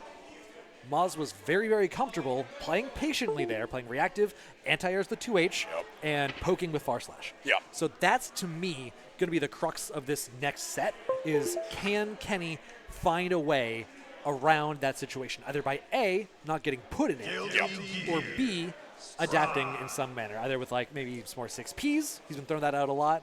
Maybe with a more grounded approach to escaping, trying to go underneath the 2H, maybe like a 2D for low profile. Yeah. He's got options. The kid knows Can Gold Lewis do that, though? I know some characters that hitbox got changed to go real high. Okay. Maybe not changed, but the hitbox does go pretty high, especially when you're spaced out. Yeah. So if you kind of low profile under it, And then if he doesn't have blood to spare to cancel out of it, got you. Then you can get some stuff going. That's I must interrupt. I have news from TOs. We're going to replay the match because of technical difficulties. I the understand. entire match. The whole Kenny Wallaby? Yes, Kenny Wallaby. All right. Okay. Yeah. That makes some sense. We did see some couple technical hiccups. There was mad lag going on. I don't know what was happening. I don't know if it's a setup Something. or what, but we're gonna figure it out right now. Oh, We're gonna get the run back. 2-0 Kenny. We're going to reset it from 2-0. I lied. All right. We're not doing the whole Not the thing. whole They're going to thing. reset Okay. it from 2-0. And it was just the last game we saw the major slowdowns. That makes sense. There was like a hot second of the first one where it happened, but they just Made it happen. let it rock. They made it happen. It wasn't a big deal. Okay, so yeah, this I like better. Yeah. Resetting the whole thing would have been a little extreme, I think. But yeah, no, this is a very good solution right We here. got some wise TOs in the house. Indeed. They've done this once or twice. Just once or twice. Yeah, they know what they're doing. The organizational wisdom being rained upon us will give us one more round at least between these two. Yo, watch Wallaby bring it back. Watch him bring it back. Yeah, you calling your shot? No. No, I'm not. I'm just saying, man, that would be cool. Wouldn't that be something? No, Kenny looks too good right now. Kenny. Throw. Wallaby's off to a good start, though. And Shitsuoki is one of Honji's biggest points of strength. Interesting. He already showed that he knows how to go for the routes from 5H from mid-screen. Spends the meter just to make it nice and stable. That's fine. All right, here we Ooh, go. 80% off one interaction. Yeah, right. Off gold Lewis, no less. And that's Is gonna that a do perfect? It. No, not quite. Not quite. You got Yeah, hit close once or enough. twice. I'll take it close enough. If you want any of these left, tell yourself. Good stuff. You can't see, but the man like Lennox is prepared. Got those cop shots. Got a lot of talking to do. Yeah, I have still not mastered the art of not blowing my voice out in the first 10 minutes. Got that pressure zone. First comes through. I like that first. We're going to build another one the next round anyway. It's here we go. Kenny setting it up. And there's that super. Doesn't get the punish right here. Do you have to jump to summon hit like Axel? Or? No, you're locked into getting Gotcha. Okay, unfortunate. Wow, answer right back for super. Calling down the orbital laser. one more round for Kenny to get back into the finals. Run up throw. Kyle Keystone cosplay. Ooh, there we go. All right. Has he got these? Damage. Yeah, we got Yeah, he's got these. Here we go. Positive bonus once again. We're going to see far slash. We're going to see far slash. Kenny read Found a that way time. around it this time. Look at that. That kid's adapting. He's beginning to believe Lennox. Hell yeah. Hell yeah. Oh, no. Speaking of believing right here, that's dead. That's dead. Honji has the most guts in the game. No, it's not. Dead. I love being wrong. I don't care. Maybe second most. That might be enough damage, though. He can RC it afterward. Wallaby's on the board. Wallaby's on the board. All right. We got some Honji gaming going on today. Honji Gaming in the house. Okay, so good thing they got the replay. Get a little read right here. We get some more game going on. I guarantee the Honji gang wants it no other way than to be on super right. Yeah, no doubt, no doubt. The Gold burst came from Kenny. Wow. Good spin there from Wallaby. Overhead connects. Doesn't get the conversion. They can miss the input for Ko. That's okay. He's maintained the pressure. 2P to mash out. Cross up. He's got the corner now. Overhead. Really hard to tell when the drone is bursting in your face. It's very visually cluttered. Very hard to tell which way the BT is coming from. That's good. Okay. Here we go. Kenny once again sitting on set point. And Wallaby's got to make it happen right here. Oh, that is a phenomenal start. Great corner carry coming in. This is the 5K extension right there. That's all right. That's all right. He's still got the corner. No, Kenny's fighting out well, though. I like missing them. There you go. Finds it. RC's with the extension. Listen, Wallaby's beginning to believe now. Jesus, all right. This has been Watch the meter. down so far. Kenny, all right, landed the overhead, stopping the Tims. Has to burst out immediately. Okay.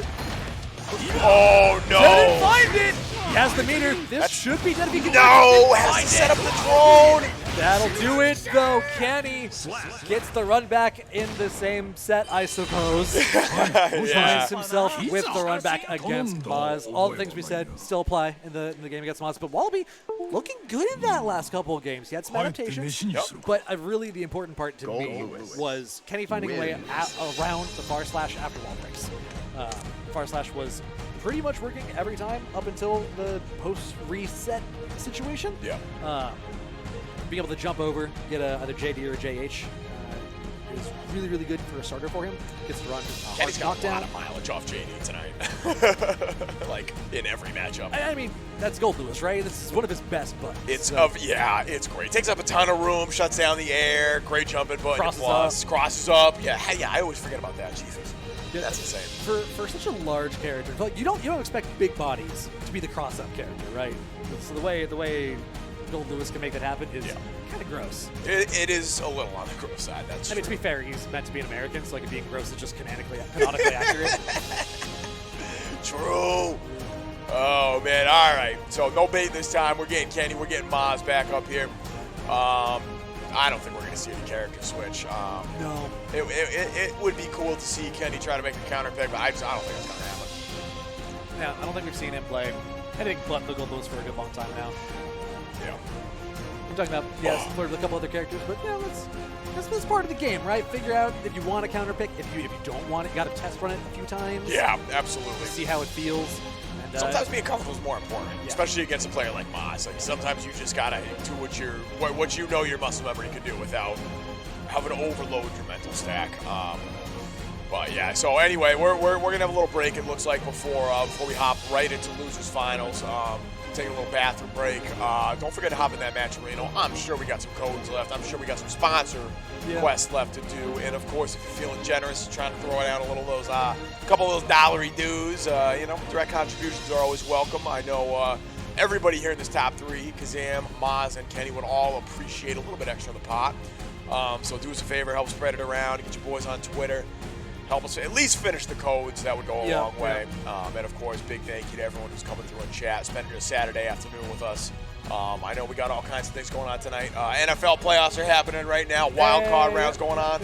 I don't know how much overlap there is between the Strive scene. I don't know, man. Esports fans and sports fans, just a letter apart. Yeah, that's I just did the math, and you're right. Yeah, that checks out. Sports plus one is esports. And also, we actually got more esports coming up after this also. It's true. Guilty Gear Strive is, in fact, not the only game we run here. And if you want to catch any of the action yourself, next month we're going to be running February 11th for the next offline local. We've got Xrd, we've got Strive, we've got Blaze Blue, we've got Melty Blood. Melty's actually one I want to pick up. We should run this set after this because I love that. I played that game for about 20 minutes. You hate to see it. We can run it anyway. And then we also got Dragon Ball. So if any of those tickle your fancy, and also remember, if anyone puts $50 in the pot, I will bring a Smash setup. So make that happen. Do it up. If you feel like it. Of course. And there's all if you're more of an online kind of cat, we got options for you. Blaze Blue Central Fiction. We run a weekly Ran Bad series. Going to start this coming. Next Monday, the 23rd. I forgot what day it was. We're going to be running pretty much every Monday. These events are a ton of fun. We get a ton of really good Blaze Blue players that come out. We get some beginners that come out too, which is always awesome. That's actually more exciting to me. Hell yeah! I really think it's really great watching new people, put themselves out there, try and improve, try and get better, get their name out there a little bit. Like it takes a lot to put yourself out there. Yes. And so I'm always going to applaud the regulars, the old hats, the champions, but the new players, especially for such an old, developed game like Blaze Blue, really hats off to anyone who wants to join these brackets rather than before. And there are like still BBCF beginner brackets out there, believe it or not. It's not on our show list, but I'll shout out WASD anyway. Thursdays they alternate between regular Blaze Blue brackets and beginner ones.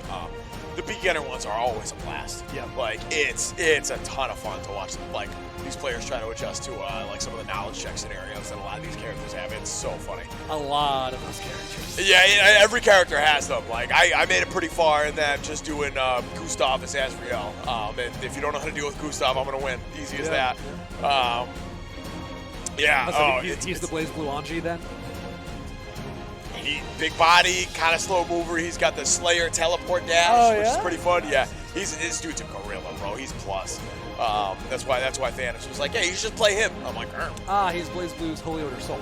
Yes. Gotcha. That's a better comparison. Big body yeah. Haas. Yes, big body Haas. Yeah, not quite as like fast. Not like a little less. Yeah, Haas has got a little zippy. If you want to see some Haas come through, actually a week from today, we run the Guilty Gear Plus R monthly. We usually have some Haas going on. If I was commentating, I would be considering joining because I wish I got the Plus R years ago, dude. I wish I got the Plus R years ago. Plus R is such a sick game. That game is such a sick game. For such an old game, like you see it the first time and you're like, this looks kind of visually dated, but then like once it gets moving, you're like, nah, it looks still better slaps. in motion than it looks static. 100%, yeah. Yeah, the animations are actually like super crisp. Really cool. Yeah. And the gameplay's super fun, obviously. Bunch of crazy characters. Obviously, you got the Holy Order Soul boys in the house right now. If you want to be plus, just do charge it. On them. It's just 214D. That's all you got to know. Good. That's all you need. 2D into 214D, and just keep doing that. It's fine. They'll get hit by it eventually. But anyway, we're I'm hoping to get hit by some games, some sets in this bracket. We got two more. We got two more. Just two. Losers finals gonna be Mozz versus Kenny. Talked about that a lot. Up on the top side, we got Kazam. Waiting in Grants. He's waiting to 3-0 either one of these cats. And that's. Look, man. Did he send them both to losers? Yes, he did. No, he didn't. No. Mozz sent Kenny. I'm sorry. This is the run back. right here. All right. By the transitive property, if Mozz sent Kenny and Kazam sent Mozz, what does that mean? That's that makes sense to me, dude. That tracks. All right. Yeah, I'm also that kind of nerd. I'm the video game nerd and also the math. Hey, there's nothing wrong with that. We need a little bit more of that. You know what we need a little bit more of? Gold, Lewis Dickinson, and Nagori Yuki up in this bracket. Losers finals, Mozz, Kenny, getting it started. Let's see if any of those adaptations we've been talking about can come through. Or if Nago and Gold Lewis things get to do Nago and Gold Lewis things. Already a little bit of an adaptation. We're seeing the just blocks. That's good. That's what I want to see from Kenny. A little more patience on defense. Trying to stay out of this corner is key, like you said. This is the situation you cannot be in. Right here. Exactly. This is what you were talking about earlier. But he's done it. He's adapted already. Look a little bit closer at how he made it happen next time. Mozz already in blood level 3. Down to 2. Doesn't matter. Overhead with the coffin. Strong start here from Kenny. Reminder, this was 3-1. So if Kenny just puts up a single game, he's already like pretty much doing better than he did last game. So we will see. Yeah, good read from Mozz. Reading the lag on the BT, able to get the throw punish right there. Yeah, Kenny was doing a dash cancel out of the BT. It's a BT into a 5K into a dash cancel. Dash cancel is interruptible if you can note the animation. I believe the guys have set up you for a punishable. That was almost a huge whip punish there from Mozz. Oh, and that was a whip punish. Here we go. Kenny is in. Back throw. This is like the Mozz classic right here. Back throw your butt into the corner. Dead. Blood pop. Not going to be dead. Has one more chance. For an air throw. There it is. Kenny with the BRC. Buy some time. Slow your opponent down. Get up in the air. Toss it back in. Take the round. I'm shocked that worked because Mozz had the read with the BRC. Yeah. I was sure. I'm like, he'll take that throw. No big deal. Nope. No, the way it works is it favors the person who's lower in the air. So, little tricky there. That's the Guilty Gear classic right there. Especially in Xrd. Is your opponent slightly above you? If you're close to them, consider air throwing. Yeah. Have you considered force 460? Oh, man. All right, back in the situation. Ooh. Just going out, wake up, forward jump. Yeah, I think it was a fuzzy jump, trying to get around a Fukio into light, and managed to just jump out entirely. But Mozz, giving him the space, said, I'm going to play reactively. You go ahead, you swing your buttons. I'm going to keep my space, I'm going to keep you in the corner. And now I'm going to force you back in the corner with my buttons. No, I'm not. I'm going to get countered. Oh, here we go. All right, this is how it starts, though. Kenny finally able to get some offense going right here. Still on a pretty decent life streak, honestly. And look at the chip damage. This is what I'm talking about. Oh, Wrist gauge is jacked. With the wrist. Absolutely. Kenny, 3 straight? Mozz won the last round. Oh, yeah. Yeah. Just one more round. Yep. I had to look. I'm like, did he? Yeah. Look, these two are swinging. These two characters got damage, so they go quick. Corner pressure.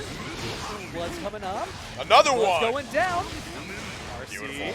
Yeah, so that's a kind of the logical adjustment for Mozz, right? Like, you've seen Kenny, okay, block it in a little more, hold this pressure. I got a command grab, bro.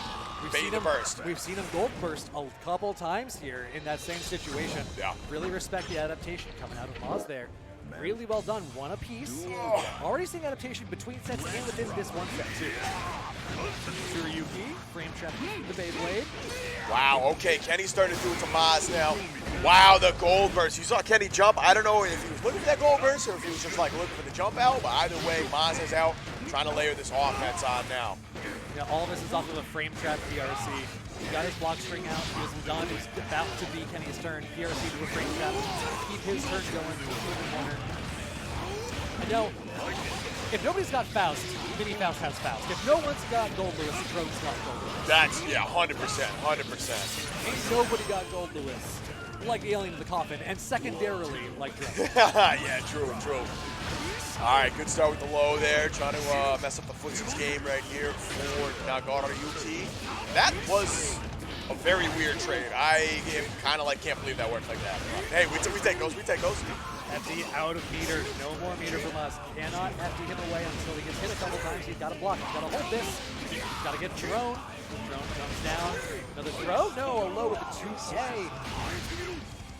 Catches him in the pressure. One apiece. This is so even. Tie game again. All right. Oh, so this is where you don't want to be for Kenny. So Kenny's been hit trying to neutral jump out of the corner a couple times. Yeah, there it is. Once again, a little too active. Oh, no, drop the combo though. And that's a finish. That could be game breaking for Mozz right here. Kenny sitting on the life lead. Super. That might be dead. That's not going to scale very high. He's got 2 Are bars you of blood. kidding me? 2 bars of blood. That's the new patch, baby. That's right. I forgot about that. Wow. Increased I keep damage. forgetting about that. Increased Yeah. damage. He got like what, the full 720, maybe the 1080 in there, turning that butter on that super. But the glint in the secretary's eyes.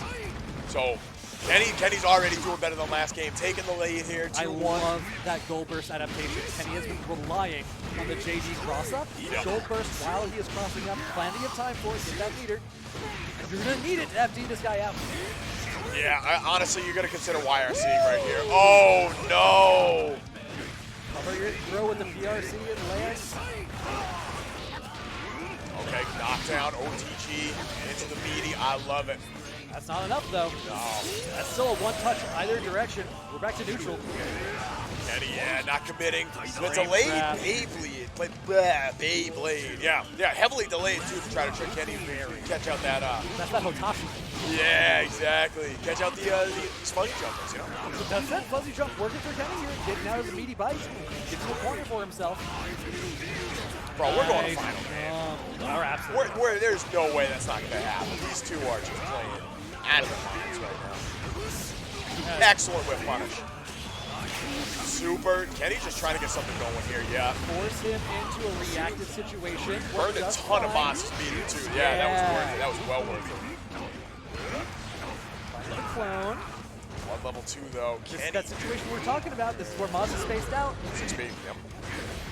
He's been trying to jump. Oh, no. Very, very lucky they're still alive. Yeah, you were going to get chipped there anyway. And there's that season patch. There's that hitting. Gold Lewis got rid of the drone that let Mozz keep the pressure in the corner because the drone didn't persist. Didn't have Gold Lewis's back like that anymore. I love you, but not like that, Not Goldie. like that, brother. Not anymore. Oh, another one. Catching that far H poke. Okay, yep. This is 2-2. This is for the set. Got that blood level. Trying to poke out the Gold Lewis. Trying to hit him. Trying to catch him on the approach. FD. And he's spending the meter right back. Set it up. Here we go. Yeah. Chip is racking up. Got blood level 2. A little bit more damage, not a ton. Counter hit on the overhead. One more for Kenny to run into Kazam in grands. Mozz got to make it happen here and now. If Kenny could basically just keep making Mozz waste meter on FD to stay alive, like that is game changing for this matchup. Already blood level 3. Already a good amount of versions. We got these. Yo, that's dead. That's gotta be dead. That's gotta He got the glitch in his eyes. Wow, and Kenny takes out Mozz, dude. He gets the run back. Wow, okay. We got Kenny, and we got Kazam. Grand finals. Only one person whose name starts with K is allowed to win this bracket. At most. True, at most. Yes, that is very true, very true. I don't know. Oh, look. I don't know. Kenny, you can never tell if Kenny's talking smack or just asking a perfectly innocent question because he's got the same face on the whole time. And you can't tell right now. He's a tricky guy, that Kenny. He's a tricky dude. That kid's composure is unfaltering. Yeah, it's incredible. It's incredible. Except for when you're both on the top side of the bracket, you're swinging, laughing. I will say, they did both clean up their play significantly in this. It's like, I approve. I'm a big fan of having some fun with it early in the bracket. Oh, yeah, well worth deep it. Deep in the bracket, I appreciate that they're bringing it back together. There was an unspoken agreement where they were both just like, we're winning. For any of my Magic the Gathering friends, play EDH at the top half of the bracket and CDH at the bottom half. There you go. I was going to say, shout out to Dormancy. He was playing Magic on mobile, I think, earlier. Ah, man. Let's go.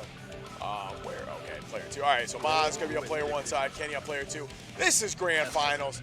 I just... if they played earlier in the bracket, I think Kenny would have more of a chance here. Okay, here's the song choice. What's it going to be? What's it going to be? We only got like the base. There's no DLC. Hourglass. Okay. Not bad. Sin's theme is decent. Yeah, it's not bad. It's a mid-tier for me, but mid-tier is respectable. I like this extra theme better. I'm gonna be real. His extra theme was a banger. This one's okay. All right, here we go. Grand finals. We got Kenny. We got Kazam. Testament, Gold Lewis, double yellow. Both going for gold with their outfits and in their gameplay. You love to see it. Absolutely on theme. Ooh, goes for the double overhead with the air dash. That's not something Kenny's been going for a lot. Interesting. The throw, I think, hits Gold Lewis standing, so he has to duck to get under. That's pretty cringe, I'm not gonna lie. When he catches the dash cancel, throws it back into the corner, it is really hard for Gold Lewis to escape that corner pressure. Yeah, you thought the knockout corner pressure was bad. This is that cracked out right now, especially at State dealing with that Arbiter sign. I mean, we saw Mozz get picked hard by the Arbiter sign earlier, and I think Kenny's going to struggle in a very similar manner. This is, I don't know. I think Kenny's going to be hard pressed to reset the bracket in front. That said, drone is a good tool here. Stalling in the air with a teleport. That bunch is juiced, but you know what else is juiced? Counter hits to BT. 6 ancients do have to burst that. You are dead without it. Yeah, getting into a life deficit as Testament earlier in this matchup, very scary. So I don't blame. I'm a little less worried about the life lead than about the tempo lead. I think Testament builds meter decently well, especially because you're going to be in control of tempo most of the game. So as long as you're in this situation, this is a winning situation for Testament. Yes. Like if you're controlling the tempo of the match, that's way more important. Applying and reapplying Saints so much. 6P, minor 6P conversion. Gets a far slash reset. That is game 1 going into this game. Very convincingly too. I love the BRC to cover the width, concede the pressure. It wasn't really a frame trap because Kenny was already in the air, but it was, for lack of a better term, a tempo trap, right? This is my saying, I'm going to maintain control because I have the momentary stop to evaluate what you did to escape and react accordingly. Yeah, absolutely, and that's definitely one of the strengths of Testament, especially in this matchup where Gold Lewis don't have a lot of mobility options, you know? Like that BRC slingshot that we saw earlier. But, that was pretty sick, yeah, I forgot about that actually. First gets baited, hit confirmed into the Nostrovia. State reapplied, hard knockdown. The world is Kazam's oyster. 5D on the tap for the overhead, blocks the stain. Oh, and his hair so perfectly coiffed too. Yeah. Oh, another monster 6P right here. Finishing off the Arbiter side, apply the stain, shutting down the drone attempt right there. And this is not where you want to be. If you can hit Gold Lewis, the drone goes away, and you have projectiles to do that with now. Especially in the startup, like it is useless, and you just lose your security, and you lose some health, and you get put in state. But here's what I'm saying. I don't care about the life lead. I care about the tempo lead. Once Gold Lewis gets running, you block this? Yeah, we do. 6-8 for the punish. Hero burst, okay. Or maybe not. If you're regaining the space control, it might not be a hero burst at all. It might just be a tool to reclaim the space, but it doesn't matter when the coffin's in your face. Yeah. Good adjustment there from Kenny. Not even just using Crow, like, we started seeing Arbiter sign stuff drone there too a couple times, you know what I'm saying? Like Kenny cannot rely on that in neutral. They are gonna have to figure out something else. Oki, let it rock. Let it rock. Yeah, see, case in point, but there it is. Neutral, very hard. Oh, that's it. No, it doesn't get the conversion. That's big trouble. That's it, though. Okay, all right, one apiece. See, that's the prime example of the pace of the game being the thing you need to dictate. This is just like proof that every time I doubt Kenny, he still manages to get something going. Like, I thought it was going to be 3-0.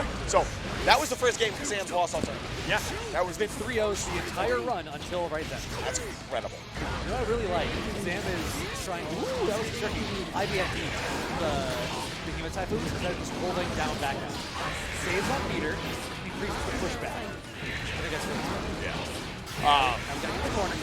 Especially with teleport, like you can functionally punish too if you catch that BT in full swing. You know what I'm saying? Like, Kazam definitely has the awareness. Oh, wow. Instant procs up, yeah. It's really ambiguous coming across like that. Indeed it is, and Kenny taking the lead right here. Oh my goodness. Yeah, he is ahead of the set technically by 1 heart. By 1 round. A little bit of mercy. Close range 6B, and this is where you do not want to be if you're Kenny. Stain. That optimal range. Jumping out, JD. Yeah. JD. Ambiguous cross up. Pressure, chip damage. A lot of meter for Kazam, but is it going to matter? It is not. Wall break. 2-1 for Kenny. I might eat my words, bro. This is a little bit of that, like, lower bracket magic, right? You just got a whole bunch of wins in a row. You got momentum. You're still warm. Like, who knows what Kazam's been up to? I've been seeing them standing around. That's great. You know, talk to your friends. You got the local, got to talk a bit. But Kenny's got a stick in his hands, right? He's been working. Yeah, absolutely. That's, I don't know. I feel like that's the classic losers run. You always build that momentum coming into grands, riding that high. Like, nah, I made it. I went to losers a little earlier than I wanted, but I still made it. And Kenny, another big hit. That's dead, dude. That's the meter. Jesus. This is perfect. And this is set point. This is reset point here for Kenny. Oh, that's not a perfect. I apologize. My mistake. It's very nearly a perfect. Letters not as golden as close enough. Who cares? But perfect still count here. Dude, look at this. This is domination. That's dead. That's the bracket. That's a reset in the bracket. Kenny 3-1 into another set with Kazam. 3-1. Ooh, that damage. That damage is so huge. That's crazy. Yeah, and that's where Kenny's able to like really maximize this. Like, yeah, okay. It's taken. I almost said, are we gonna see the million? Nah, we don't need it. Don't need it. Don't even need it. And I think this is the character that Kazam's put more work and is like actually committing to anyway. So it makes sense. Also, Milia gets like 1 touch instead of 2 touched. Yes. So yes. Yeah, that's you do not want to get hit by out of BT. the air for most conversions. It's supposed to hit out of the ground. Yeah.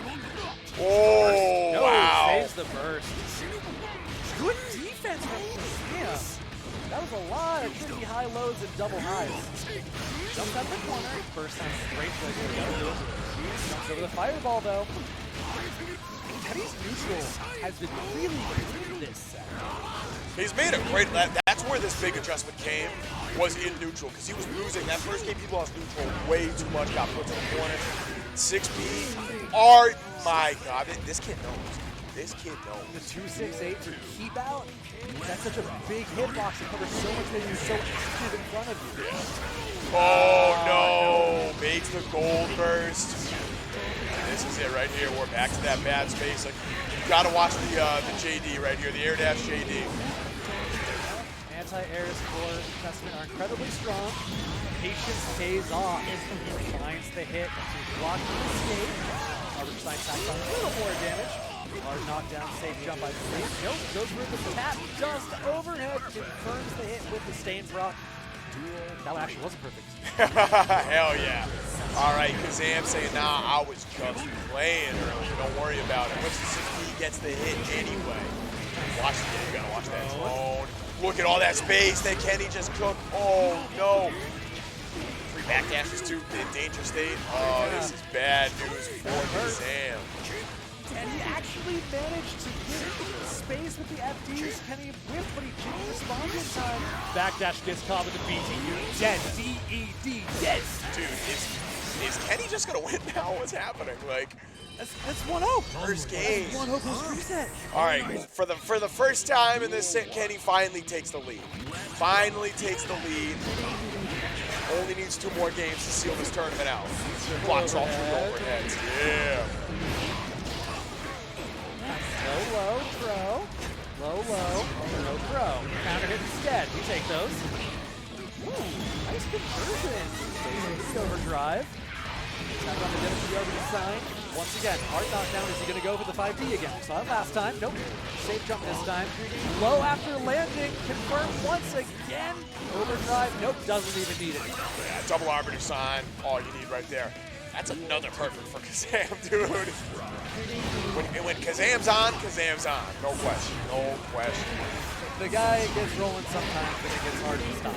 Yes. But that's true of both Kenny and Goldie. Yeah, and this is where we're starting to see like the real momentum-based gameplay right here now. Like we were talking about it earlier. Dude, that's in Kazam's favor right now. Hard knockdown, positive bonus. Both players still have burst on deck, but low. Has to. Gold burst gets baited. One apiece. One apiece. Mozz, the double perfect, bro. I didn't even see that. Dude, this is... Kazam's starting to cook. Kazam's starting to cook. Well, maybe like you said, didn't stay hot. Yeah, that didn't stay hot. Got one back up. Give it that warm-up. The bracket reset, that was just a warm-up game. Don't worry about it. Oh! Wow! He teleported out, but the PT caught it anyway. The PT catches it again. Air throw. I love that adaptation. We have not seen air throw as an answer to JD. Another one, another triple overhead connecting. I think we're going to see that a lot more now. We're going to see Kenny start to get in his own head a little bit. Hey, we'll see though. We'll see. All right, once we got tap dust. We got safe jumps. Low? No, go throw. He's mixed it up. He's offering more and more representations of options every time with that safe jump. Keep you on your toes, keep you guessing. You don't know where I'm going. And that's so huge if you already have your opponent on the back foot. Just keep him in the blanket. That's that Villia mix on Testament. Exactly. All right, Kazam retaking the lead here in the set. Can't find the pickup on the counter hit. That's okay. Still keeps the pressure. That gives him the two-way frame traps with the heavy fireball. Oh, the cross up, the Kenny special, set it up. And see, I like that adjustment. We've seen Kenny, or rather Kazam, kind of swing. The drone messed him up though. Yep. It broke the wall when he wanted a super afterward. It did. Doesn't matter though. Doesn't matter even the slightest bit. Oh, we're tied up again. 1 game, 1 round apiece each. Here we go. Kazam off to an early lead. Applies staying state. Big whiff there. Kenny gets the jump in, whiff punish, and that's what you want. Use the drone as a mix-up tool. I absolutely love it. Baits the gold burst. How far in each other's heads are these two? We're on layer 7 right now, bro. Dead. The Dead. trade in Kenny's favor. 2-1. One more. He's 5-1 between the two of them so far in this set. 5-2. 5-2. 3-1. Was it 3-1? 3-1 the first time. I was. Okay. That was 3-1. That's ridiculous. That's ridiculous. Throw on the landing. Catches the landing lag. Push him away. Stand him up. Sam holding on to this meter too. Not needing to spend it right yet. Yep. Throw. Reset the pressure. Double overhead. There it is. It's the full conversion. Do it again. Super. This is not quite going to kill, but this is going to put Kazam in an incredibly scary position. Show me the option. You've shown 4 different options in this situation so far. All right. Run up 2P. Yep. Damn, there it is. And that's scary to Stain Proc because you can threaten both tick throw and another button. Yeah. Sam's layering on the options right here. All right, young Kenneth trying to get some options. Oh no, that is a big starter. That's dead. That's dead. Yeah, that's dead. The Gleam The glasses crack. Another perfect. These two are swinging perfect back and forth. All right, this is tournament point for Kenny right here. Kazam needs to win this or they are done for the night. Found a way around the drone, but he's still in the corner anyway. This is it right here. This is do or die. Counter hit, trying to get out of the corner. Can't afford to take the space back. Double Kenny overhead, blocks triple it. overhead. Spends the burst, getting out of trouble. The beast keeps the drone from approaching. I'm telling you, Kazam's been on point with that. Shutting that two at a neutral every single time. Whiff of the BT. Kazam gets a chance right here. They have to take the space Teleport back. doesn't get caught. That's huge right here. Kenny looking a little what Low. Overhead mixing up. High and low, high and low. Arbiter's Sign takes Kazam into a final round between these two for tournament point. Let's be honest, we knew it was going to end up here. We knew it was going to end up here. All right, who's taking the first round? Who's taking the second round? I don't know, but it's going We to are final. for this awesome Guilty Gear game. That's what I'm saying right there. We're going to, this is no way this is not going to final round. Finds I the just pop don't of the see beast. this. All right. High gets blocked. Pro gets blocked. Back down to the beast. Ride it out, ride it out. Yeah, here we go. Okay, stay again. Big counter hit. Hit confirmed. And this is burst safe too. Very, very smart for Kazam. Does not want to risk it. Kazam's wall breaks have been so clean. He has not gotten accidental breaks. He's doing the super every time. That's bringing him with a perfect to tournament point. Yo, I need a perfect count in chat because we have seen an absurd amount. Kazam gets Calls the out air the jump. conversion. Calls out the jump at round start. It's been so prominent for Kenny so far. Doesn't matter. BT gets caught. Okay, finally spends the burst. Okay, Kenny's got it on deck. He'll have another burst next round. It's fine. Yeah, you're gonna build it. Less 6Ps, more fireballs. Okay. No! He's knocked out. He catches anyway with the 2B into the BT. Air throw! Has meter. Does he one hit confirmed? That's all he needs. Keeping Kenny locked down. Building the meter, spends it just to keep the pressure. Finds the burst. prop. Doesn't find it, but there it is. Burst doesn't land. Kazam with the far slash wins Guilty Gear Strive for January's Boston Blue Beat tournament. And that was hard too, because if you're Kenny, you can't not burst there. You can't. You have to try. You don't have a choice. If you don't burst, you die. And if you burst, you get baited. Oh. Wow, that was. Talk about what a a set. comeback, dude. What a a set. set, dude. I really thought Kazam was going to 3-0. Just from what we've seen from Kazam so far tonight, I thought that was going to be a 3-0, and Kenny proved us wrong instantly. 3-1 bracket reset, takes it to final game. Dude, we got our money's worth out of that bracket. That was worth it right there. Oh my God. All right. That was a phenomenal set. Phenomenal work from all of our players today. Shout outs to Kazam for winning today. Kenny, phenomenal play in second. Very respectable play across the board. We got Mozz out here. We got Wallaby out here. We got a couple winter games in the stream. Yep. Got some of that Axel play. That was a fun day. That was a fun game. So yeah, we're going to be turning it over to Dormancy, and I don't remember who he's commentated with, but we got some BBCF action coming up next. Don't forget, hit that match at Reno. I'm sure there's still some stuff left in there. We're going to leave that up for at least a little while longer. Don't forget, tune in next week for some Plus R action on the Monday after that for some CF. My guy, it's been a pleasure. It's been a glad blast. we finally got to do this. I will see you very shortly, I'm sure, but for now, don't go anywhere. Blaze Blue's coming up next. We'll be right back. Peace. Peace.